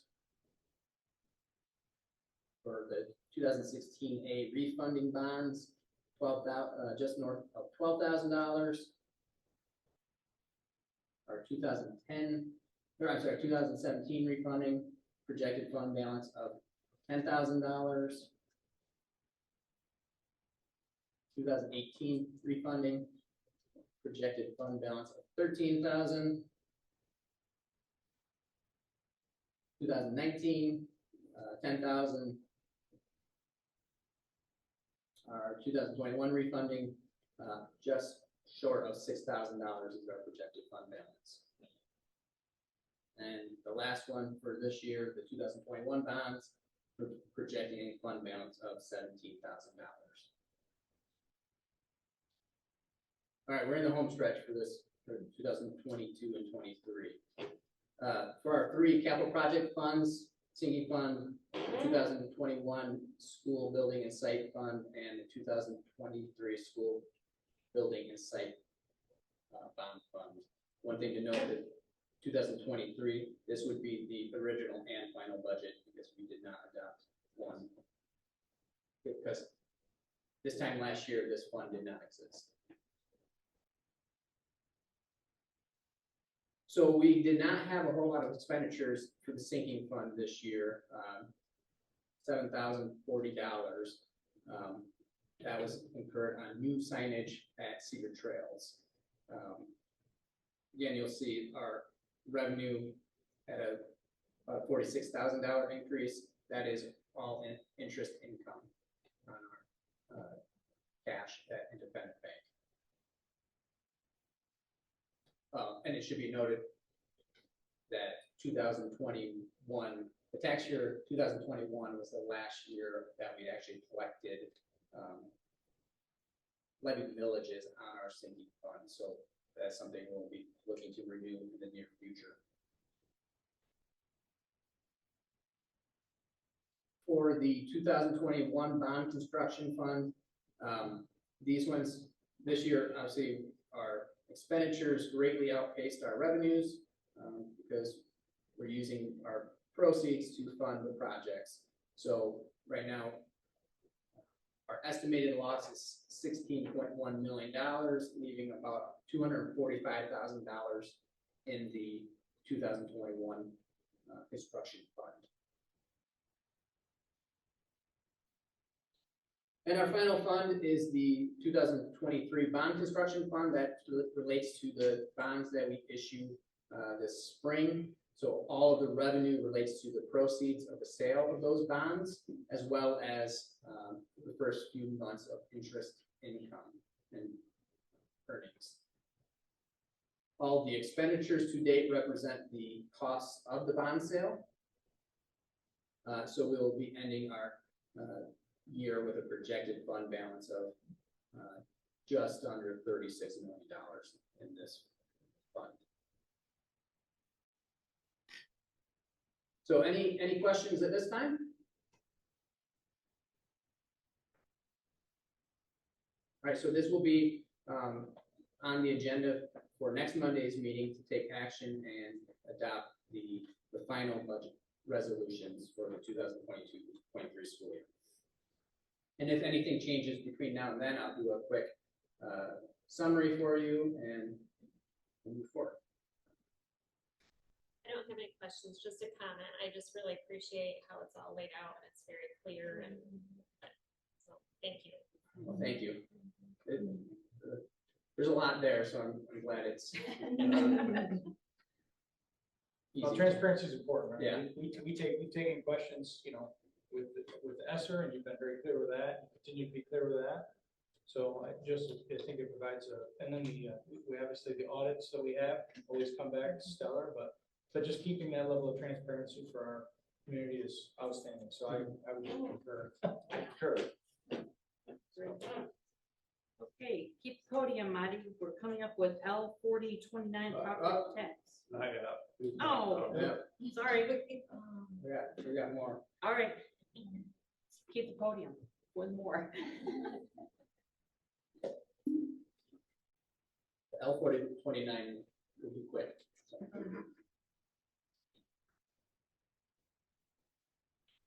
All right, so this first notice is there's a truth in taxation requirements. So this slide meets one of the requirements of that, just stating that the general fund, we intend to levy 17.4373 mils for the general fund operations of the school districts. The other requirement is we have to post a budget notice in a local newspaper, giving notice of this meeting. Is starting to become a little more challenging since we don't have any local papers, so I posted that in the Grand Rapids Press to meet that requirement. But Amy also posted the notice on our website, so if you went to our website, that was the first thing that popped up. So projected revenues and state aid membership. I mentioned earlier that our spring count came in 30 less than our fall count. We are currently projecting a decrease of another 28. So the proposal that I'm presenting in front of you is projecting a total decrease of 58 FTEs from our state aid membership from the 22-23 school year to the 23-24 school year.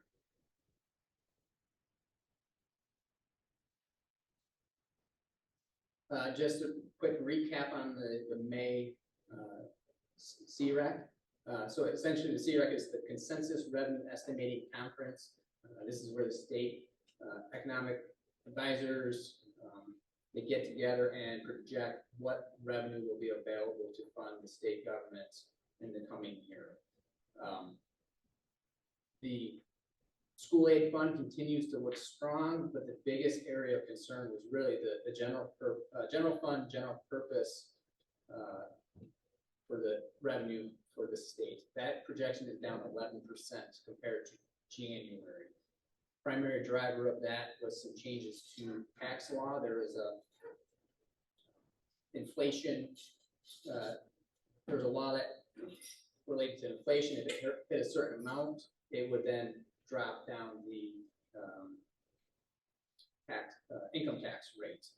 So good for all of us personally in our pocketbooks, but maybe some cause for concern for school aid funding, because if the general fund is down, they might look to the school aid fund to fill some holes. But again, disclaimer, there's still a lot of unknowns presented, included in these projections at the CREC. So some of our key assumption, other than the projected enrollment, would be our per pupil foundation allowance. The governor's proposal included a $458 per pupil increase. That was higher than the House's proposal, but $100 less than the Senate. I kind of going right in the middle and using the $458 as my projection. One other assumption is also increasing our special education reimbursement from 75% of the foundation allowance up to 87.5%. We feel pretty confident that that one will make it through the budget process. All right, so our first look at the 23-24 revenues. I think the key number to look and the change is right now we're projecting we will be down $229,000 compared to the budget I just presented on 22-23. Key changes. Right now we're projecting interest rates, if they remain relatively the same, we will have a slight increase in our interest income, but there'll still be a significant amount of interest income coming in. Local property taxes increasing about $228,000. And one thing we've been discussing with Matt Moffitt is increasing our ticket sales prices for sporting events. They have not changed in probably the past decade or better. So we're looking at raising prices $2 or $5 a ticket to $7 a ticket. That is in line with what a lot of districts in the area are doing. State aid, I did mention that the section 147C2, that will be going away. That was a one-time payment. We do $729,000 increase to the state aid foundation allowance. And that's reflecting that $458 increase. Then we have some state aid that we will be deferring from this year into next. So that is adding to our state aid revenue. We are projecting for federal revenue, we will be down $769,000, a large chunk related to the ESSER funding, and we will be fully expending our ESSER allocations in this school year.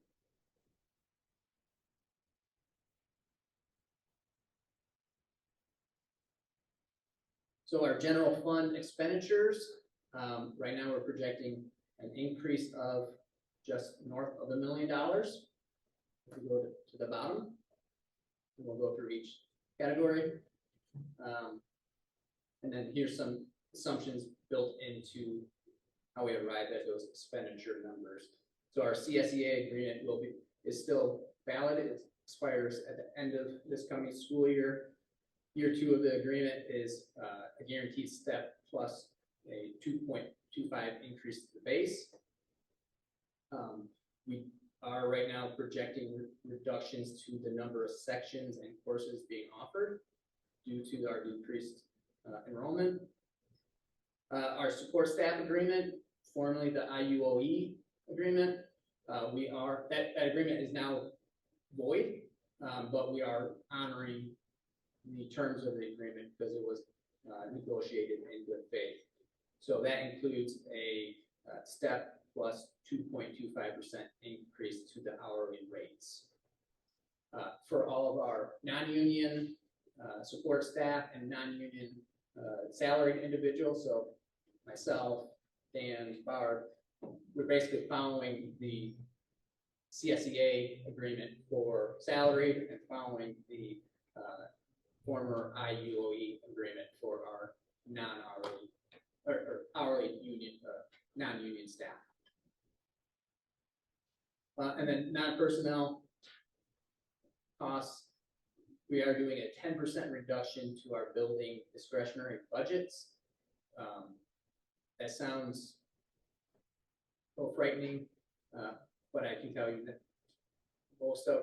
all of our buildings right now, if I cut their budget by 10% right now, they're still under budget. So they did not fully utilize what had been allocated to them. So it is kind of recognizing, all right, let's take these resources, allocate them elsewhere. And then a good thing, inflation is slowing down. So right now I'm projecting a 5% increase to our energy and utility costs. I hope that trend continues. So this is the staffing changes and subtractions that we have. So we did have 8 retirements, but all 8 of those retirements were hourly support staff or district office support staff.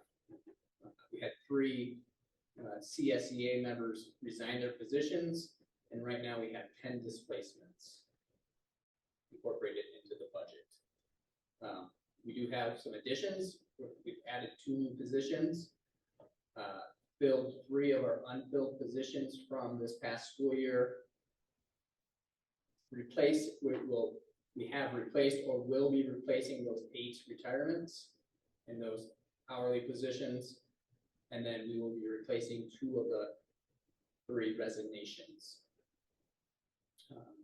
Over to the right, you see we're adding 1 LPN, 1 4th grade teacher, a social worker who has been hired, 1 school psych who's been hired, and a high school, middle school ELL teacher. And then the chart below kind of shows our average class sizes K through 6, starting with the 21-22 school year, this school year, and our projected class sizes. And then that's all being compared to the far right, our contractual class size limits. So based on the current projections that we have, and I think I should note that these are projections. This budget is a plan. All plans are subject to change based on as we get closer to the school year. But right now, our projections, our projected class sizes at Young 5s, we would be 2 under the contractual limit. For kindergarten, we'd be 2. First grade, 1 under. Second grade, 2. Third grade will be right there at the contractual limits. 4th grade, 2 under, and then 5th grade, we would be at the contractual limits. Any questions on this slide?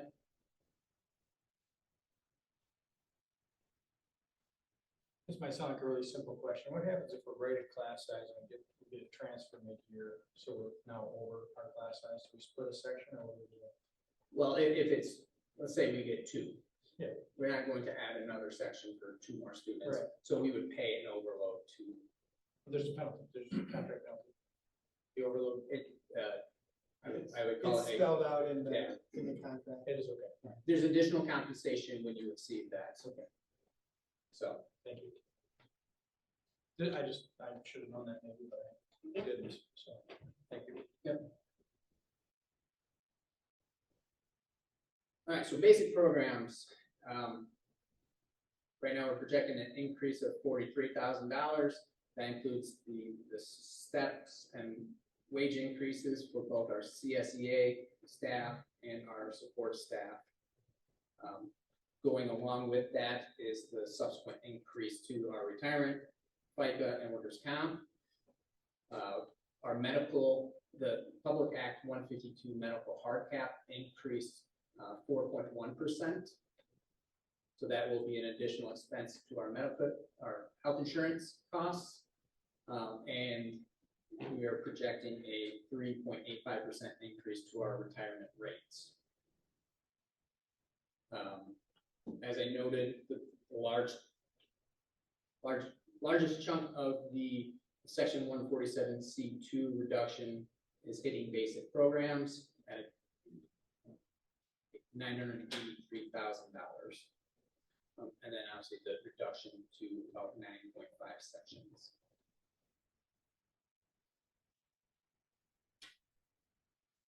Our added needs, so this is special ed and interventionists. Special ed is projected to be up $50,000. Interventionists, a decrease of $60,000. So for special ed, we have a $165,000 increase to salary and benefits. We are projecting increased payments to other districts, ISD, for our center-based special ed programs. For interventionists, the increase of 29,000 related to staff wages and benefits. And then we did exit our agreement with KSSN. That contract has not been renewed, so that will be a $45,000 savings. Pupil support is increasing $240,000. Lion's share of it is those 2 unfilled positions that we have now hired. We're hiring the social worker and the school psych. We are adding a LPN position, and that position currently has not been filled. Offset, there will be a decrease to our contractual nursing services due to the add of the LPN. Obviously, some increases to staff wages and benefits. Instructional staff support, there will be some shifts between this line item to admin, building admin, and that increases to staff wages and benefits. General administration will be down just 8520. School administration, an increase of 111,000, and business services decreasing $114,000. The $114,000 really is related to Natalie Kita's retirement. She will be done at the end of this month. We hired William Cox back in January, so we're dropping 1 accountant, and William will be taking the reins. Also, as I mentioned, the increase to our salaries and benefits will match those of the CSEA and former IUOE grant. Maintenance and operations and security. So this is a big category, $1.2 million or $1.1 million increase. The largest chunk of that relates to facilities cares. Maybe I'm being optimistic, but I'm hoping we'll be fully staffed, and we'll be fully staffed for a full 12 months versus 6 months. So that's the large part of that increase. We also have a large increase for the new SRO that we'll be bringing on in August. That's $127,000. That position is 100% grant funded though. Another grant funded ad is $310,000 related to security cameras and other security upgrades. So that's Section 97 funded. A $152,000 decrease for capital expenditures, so furniture, trucks, tractors. We purchased that this past year, not predicting any need in the coming year. And then a slight increase to our utilities, so gas, electric, water, sewer, internet, and phone. Based on our current routes for transportation, I am predicting a slight increase for our gen ed transportation, slight increase for diesel fuel, and a slight decrease for our special ed transportation through the ISD.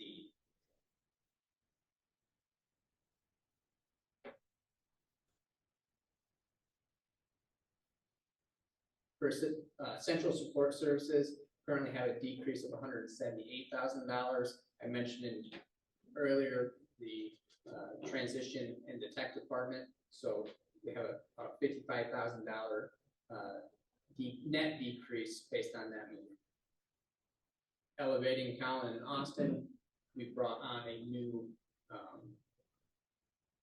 IT tech.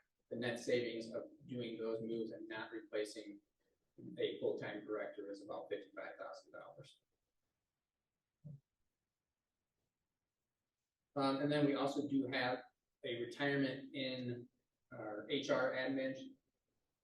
Kathy retired back in February, so we will be having a bit of personnel savings just Kathy had been at the district for a very long time, and Kelly's not quite as expensive.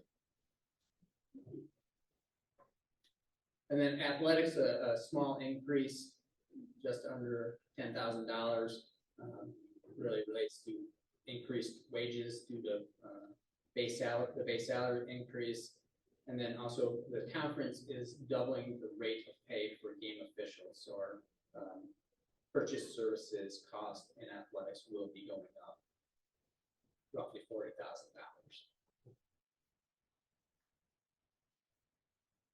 So COVID-related funding.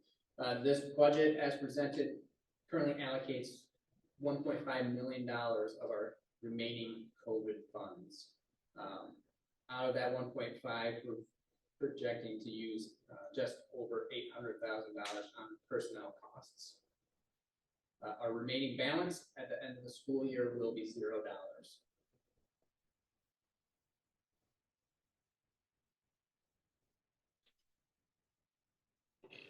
These two charts just really quickly show kind of the makeup of our expenditures last year compared to this coming year. Not a whole lot of change. So we put all of that together. Right now, we are projecting a deficit of $460,000 for the upcoming school year. And let's keep in mind, we are projecting that we're adding 700, close to $800,000. The fund balance at the end of this school year, we'll be using part of that fund balance next year.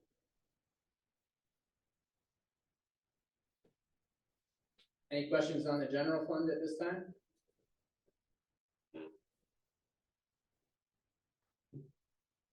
Just thinking through the enrollment, I mean, obviously, as we project, we're projecting the first student, and I think you shared this with us beginning when we enrolled this current school year, but are we still seeing the trend of smaller class sizes in the lower grades? Is that kind of what's feeding your projection? Yes, it is. Right now, the lower elementary is getting hit the hardest. Scott mentioned earlier today, but right now our high school class sizes enrollment is roughly the same as where it is. Next year we will, or not yet next year, but year after next will be when we see that first dive. The birth rate, I'm concerned about 24, 25, because I might have went over this slide really quick, but I know you've seen the chart of the Kent County birth rates is going down. Well, next year we hit the big drop. That is concerning. So our class sizes, in a kind of an overview for 23-24, grades K through 8 are kind of in that 210 to 225 range. And at the high school, 9 to 12, it's still 260, 255 to 275 range. Yeah, I saw the number of sections in the per pupil, but I wasn't doing the math on all, but I was really focused on the variance, so that helps. Thank you. And we're not the only district Right. that's experiencing this. Well, yeah, the data was from all of Kent County, right? Yeah. And all of the state, I mean, Yeah, right. The state. population is critical. And the projections include what's called a survival rate. So how many students move from first grade to second grade to third grade? You want to see a positive, something over 1. We've been experiencing 0.99, 0.8. So not only are our incoming classes smaller, we've been losing students as they move to the next grade level. All right, so moving on to community services. Right now, I mentioned for campus kids, we're built in a 10% increase to our campus kids tuition. Obviously, we're doing salary assumptions in line with support staff increases. We are tweaking our preschool schedules. we're doing, Monday through Thursday, full day preschool, then Monday through Thursday AM, and Monday through Thursday PM. So we will have additional preschool slots available. And right now, we're projecting that preschool will be slightly in the black, roughly $5,000 in black. Campus Kids, as I mentioned, that 10% increase doesn't quite get us there. So next year, right now, we're projecting about a $23,000 overall deficit. But as I mentioned, we don't necessarily want to do, we don't want to hit our families too hard, too fast with these increases. We have added fund balance over the last several years, so we can absorb 1 year from at a small deficit.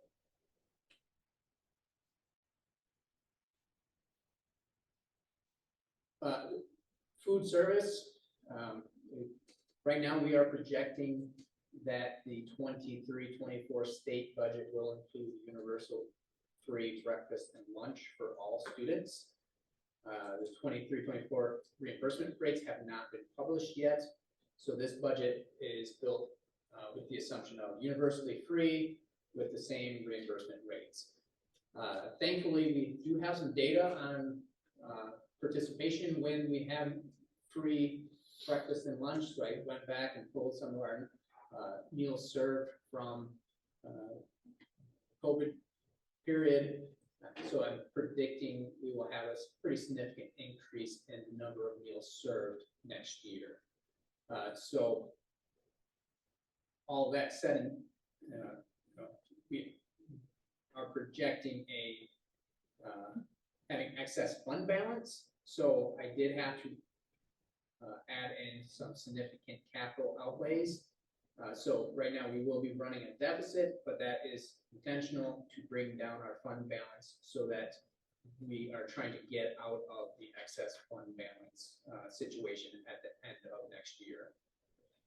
Some of the expenditures that are included in the capital outlay line have already been approved by the board. For example, the food service, the high school cafeteria tables. There's a combi oven that is supposed to be installed by the end of this month. If it does not get installed, they will hit next year fund balance. But we will still have to do some capital, sit down with Holly and brainstorm how best to utilize those funds. Can you talk a little bit about the universal lunch? The funds for that, it sounds like we're getting reimbursed. We can't, shift. Okay, that's what I was thinking. But can you explain a little bit of why? Yes, because it's federal money that we're being reimbursed. So the federal government says, well, if you're generating that money with this program, you have to use this money on that food service program. So you cannot shift it out of the food service into the general fund. You can charge a small indirect rate for the administration of it. That would be allowable. But as far as anything that really moved the needle. Okay. So the real benefit is for families, which is great. Yeah. It just doesn't necessarily benefit the general budget. If that makes sense. Yes. Is that correctly? Okay. Yes, there is the potential that this could negatively impact the general fund because the title and at-risk funding, that all is allocated to districts based on their free and reduced numbers or large title. That's what drives that allocation. At risk, that's a large portion of what drives your allocation. We know for a fact that if you don't have to fill out the free and reduced application, families likely won't, right?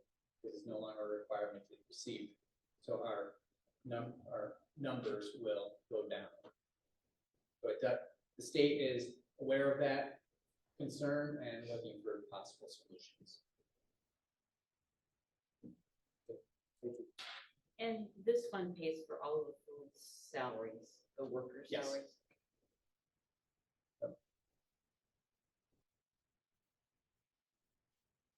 The student activity fund, really, this is just kind of taking where we think we're landing this year and projecting it into next year. It's kind of a hard one to accurately predict, but other than looking at historical numbers.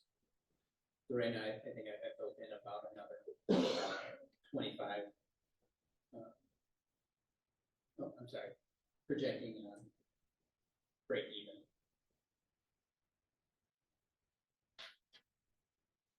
For our debt service funds, again, this is based, all these revenues and expenditures are based on revenues projected tax revenue on the 7%, 7 mills that we levy. And the expenditures are based on our debt service schedules. Also this year,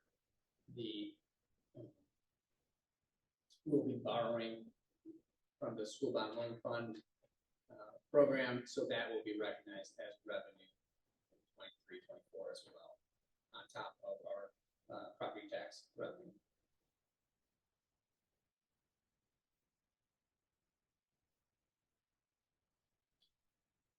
Go through these real quick. Our 2012 refunding, we are projecting a year-end fund balance of $24,661. For 2016A refunding, fund balance of just over $3,000. Projected fund balance for the 2017 refunding, $2,000.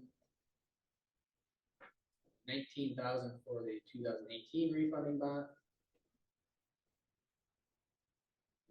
$9,100 for the 2019 refunding bonds. We will break even for our 2021 refunding bonds.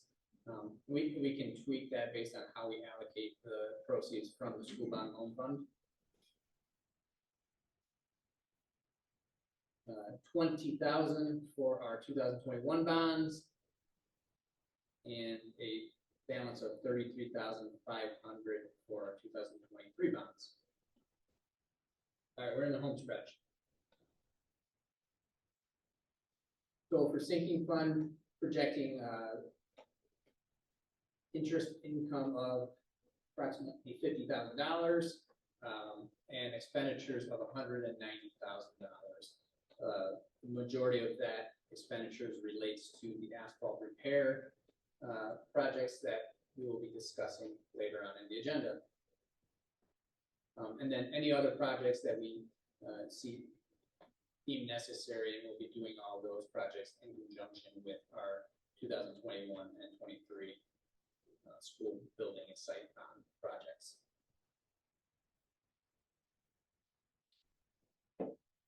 The 2021 capital project, we will be fully expending the remaining balance of that fund and closing down the 2021 SBS construction bond fund. All our construction projects will be then charged to the 2023 school bond construction bond fund. Right now, based on the earning projections that PFM has prepared for us, we're looking at about $1 million of investment earnings next fiscal year, and based on the cash flow projections provided by Triangle, $12.3 million in expenditures.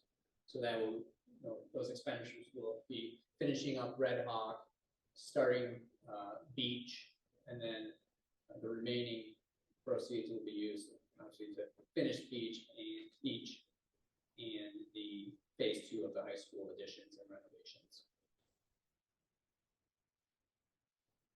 Again, this one will take to action at next Monday's meeting for adoption of the original budget resolutions.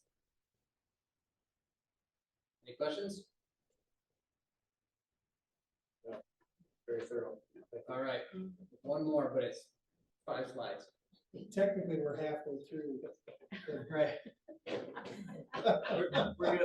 We're on item 5 out of 8 All right. for discussion.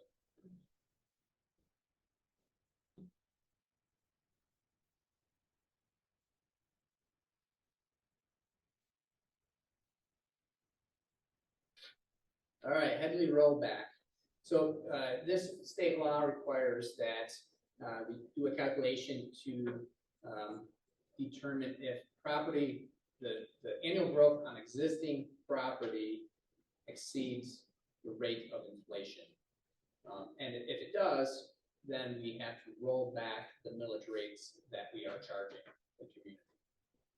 So you'll see, here's the calculation that is used to make this determination.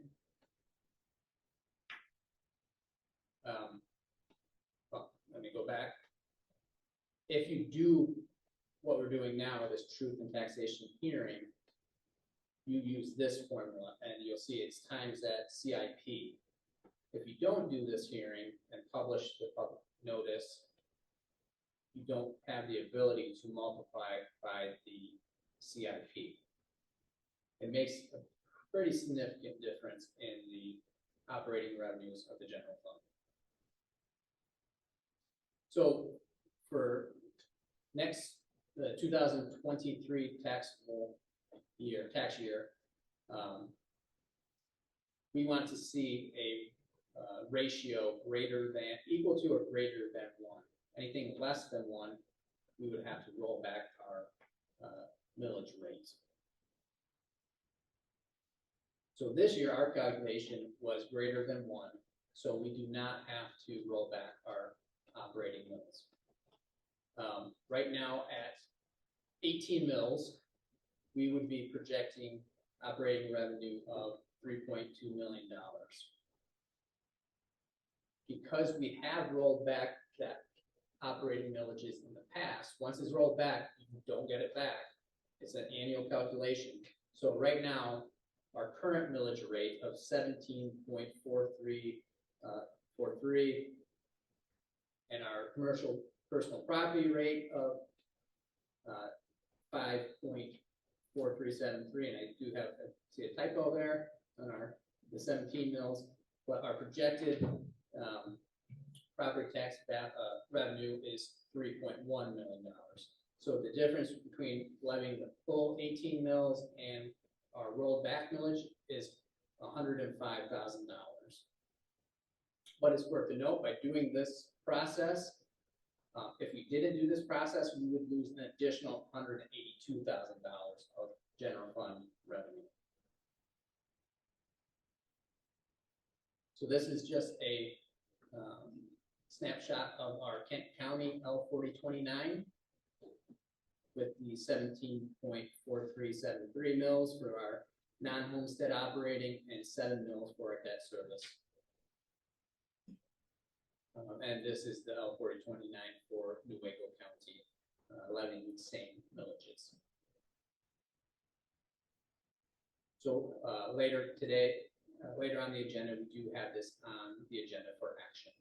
And once, if approved, we will send it to the township treasurers so they can get their tax rolls updated and printed and sent out.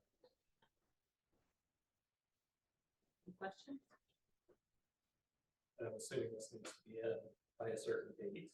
And that's why we're, Legally, they need it by July 1.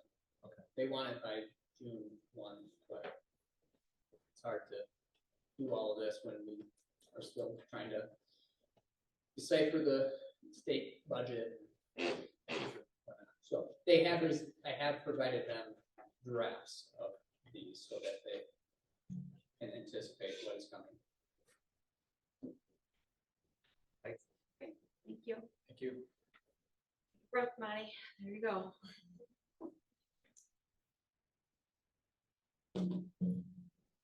Okay, moving forward with discussion item F, the superintendent evaluation.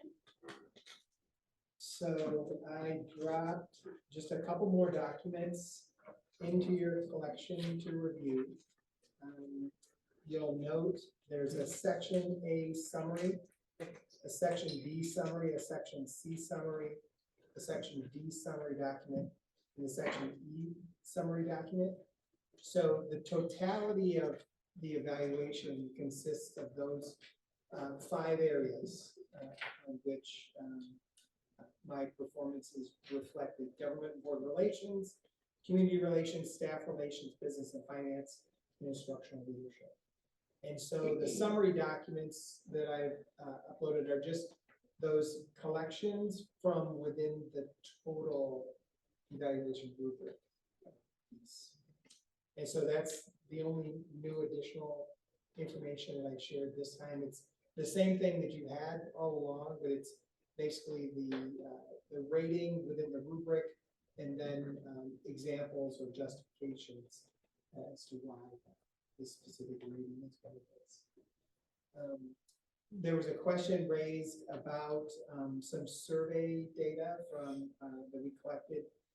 I shared the staff survey feedback that was gathered in November, in December, which is a part of our Flight Plan 2.0 work that will be really focusing on this summer as we look to plan that next window of strategic improvement.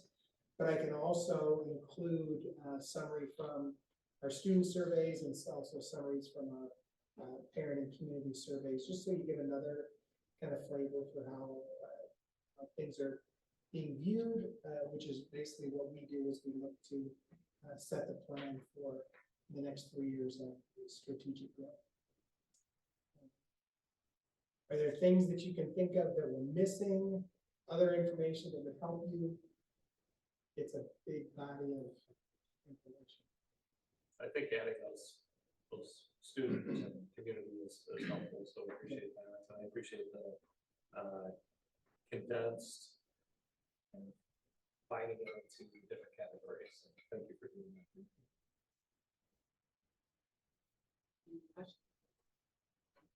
All right, thank you for that update. You're very welcome.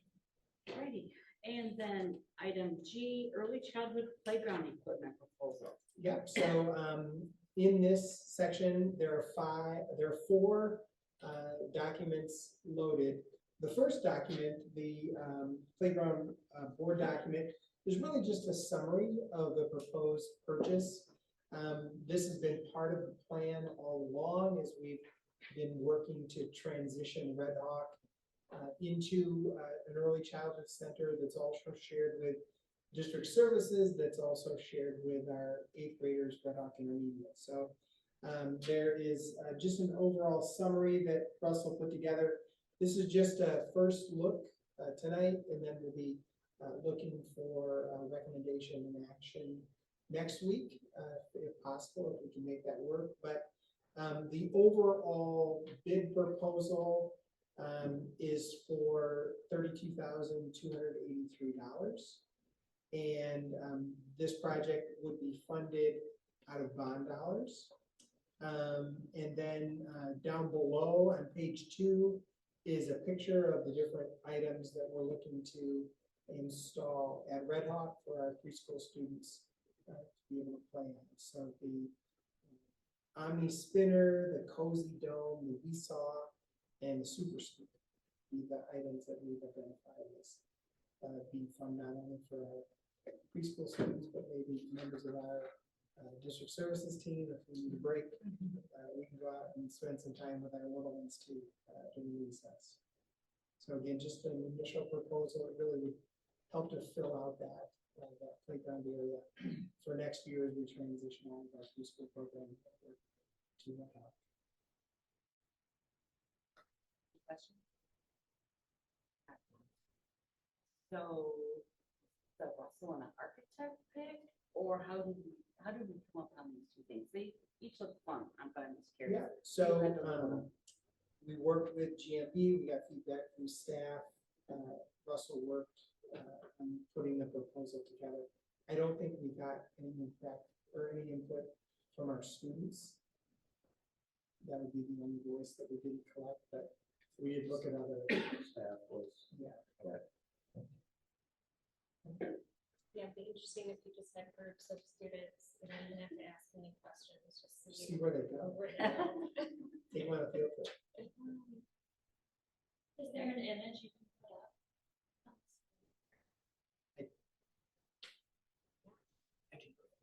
Okay, thanks, Dan. We really want to see it. We're excited. Looks good. It does look fun.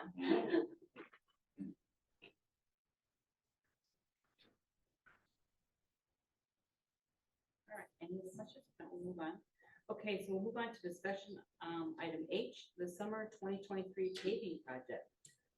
So the asphalt repair that we're proposing for this summer is really a unique, we've got a unique opportunity. The city of Cedar Springs is also embarking on several projects related to asphalt repair.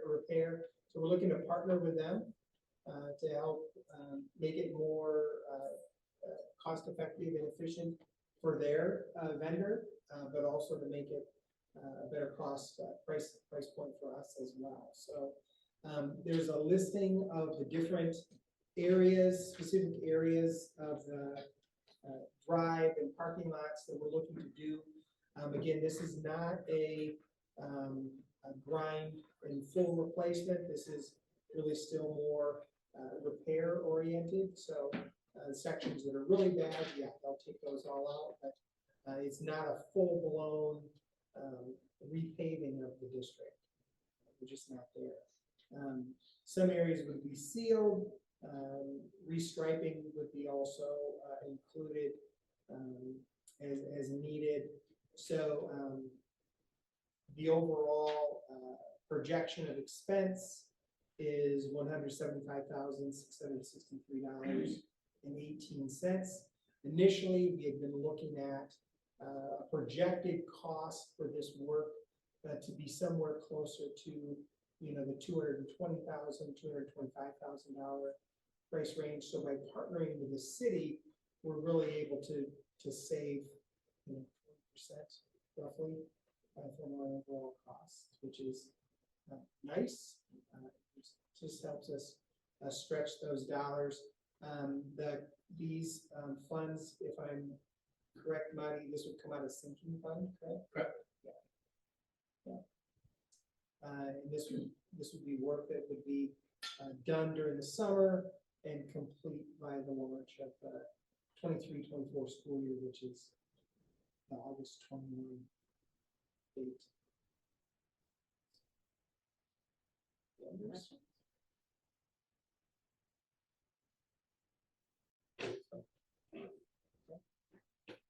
And again, we're not looking for action tonight, just for discussion. Nice to be able to partner. Yeah, it See some is. benefits. Yeah. It really helps both agencies. All right, this is the time where we've reached, if anybody's made it that long, if anyone is in public comment and they'd like to address the board, we would open up the floor. Do we have any takers, Mrs. Gus or Mr. Smith, that we know of? Anybody? Going once, going twice. All right, public comment will be closed. So we'll move on to our action items for tonight's meeting, and our first action item is the L 4029 property tax proposal, and I would entertain a motion for as presented. So Support. Any discussion? Vice President Schaffner, Yes. Secretary Slager, Yes. Treasurer Gilmore, yes. Trustee Patton, Yes. Trustee Bowser, Yes. President Reed, yes, motion carries. The second item up for action is the 2023-24 student handbooks, items 1 through 7. I would put a motion on the table to table that until a next meeting. Support. Any discussion? Having none, Vice President Schaffner, Yes. Secretary Slager, Yes. Treasurer Gilmore, Yes. Trustee Patton, Yes. Trustee Bowser, Yes. President Reed, yes, motion carries. We did that. You You did made it the wrong? motion.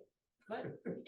What? I'm sorry, you made the motion, so, So it was seconded and thirded. yeah. Oh, So okay. I'll take the second on that. Wayne made the first. Okay.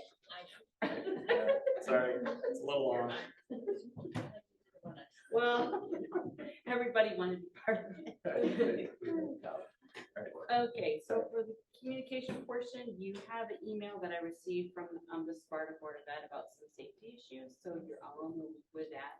Email contacts if you wanted to reach out to any government officials.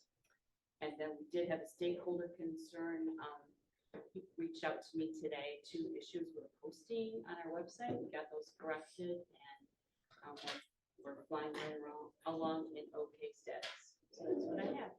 And then this Wednesday, it's a quick turnaround. I'm setting the agenda with Scott for next week's meeting. And then we'll be on a short sabbatical until July. Yeah. Quick update on the Yes, thank you. KISD election. Oh, yeah. I did go and put in a vote. They ended up selecting Andrew. So those were the results. And I think voting wise, everybody showed up, which was amazing for all of the districts. And that was great. It was pretty quick. And I think 15 for Andrea, 11 for Ann, and then give them a vote. So there you go. Okay, thank you. Superintendent communication. Dan, do you want to give a quick overview of where we are, the process by which we're using to notify people of displacements and that type of thing? Yeah, so we are required to give the union notice of our displacements. We met with them last Tuesday. Of course, that didn't allow us a lot of time with just a half day of school on Wednesday. So we did not walk into classrooms and say, hey, by the way. So I emailed those impacted on Friday and just said, hey, due to some staffing reductions, your position is one that is impacted. I'm available to meet with you in person, by phone, or virtually. They all contacted me that day, which I wasn't surprised they would be interested in talking about it. I was surprised they were all checking their email on the second day of summer. And so had good conversations with 10 individuals who were in classrooms this past year, and one that was returning from leave. And so had all of those conversations, reminded them displacement and layoff are not the same thing. We will not have 10 or 11 layoffs. We will have some displacements, which we currently are at right now. And so I posted 4 positions today.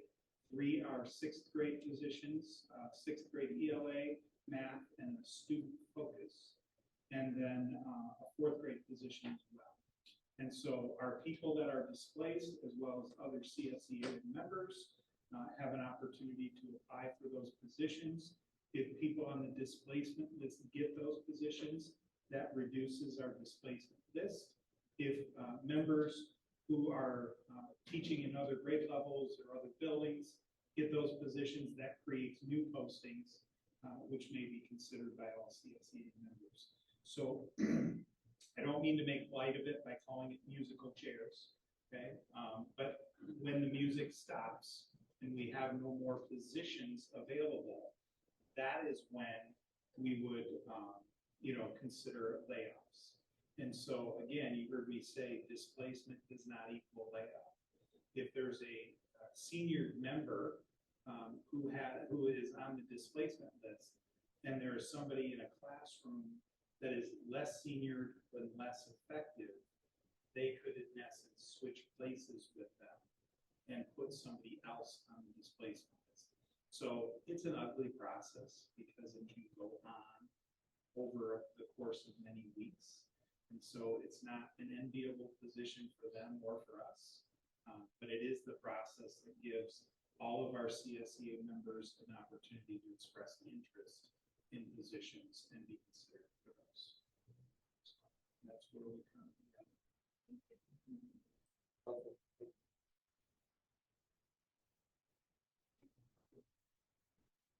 Nothing for me for communication. I did add in the items for planning. So our next meeting, June 19th, that starts at 6:45. And that should be less timely than this one.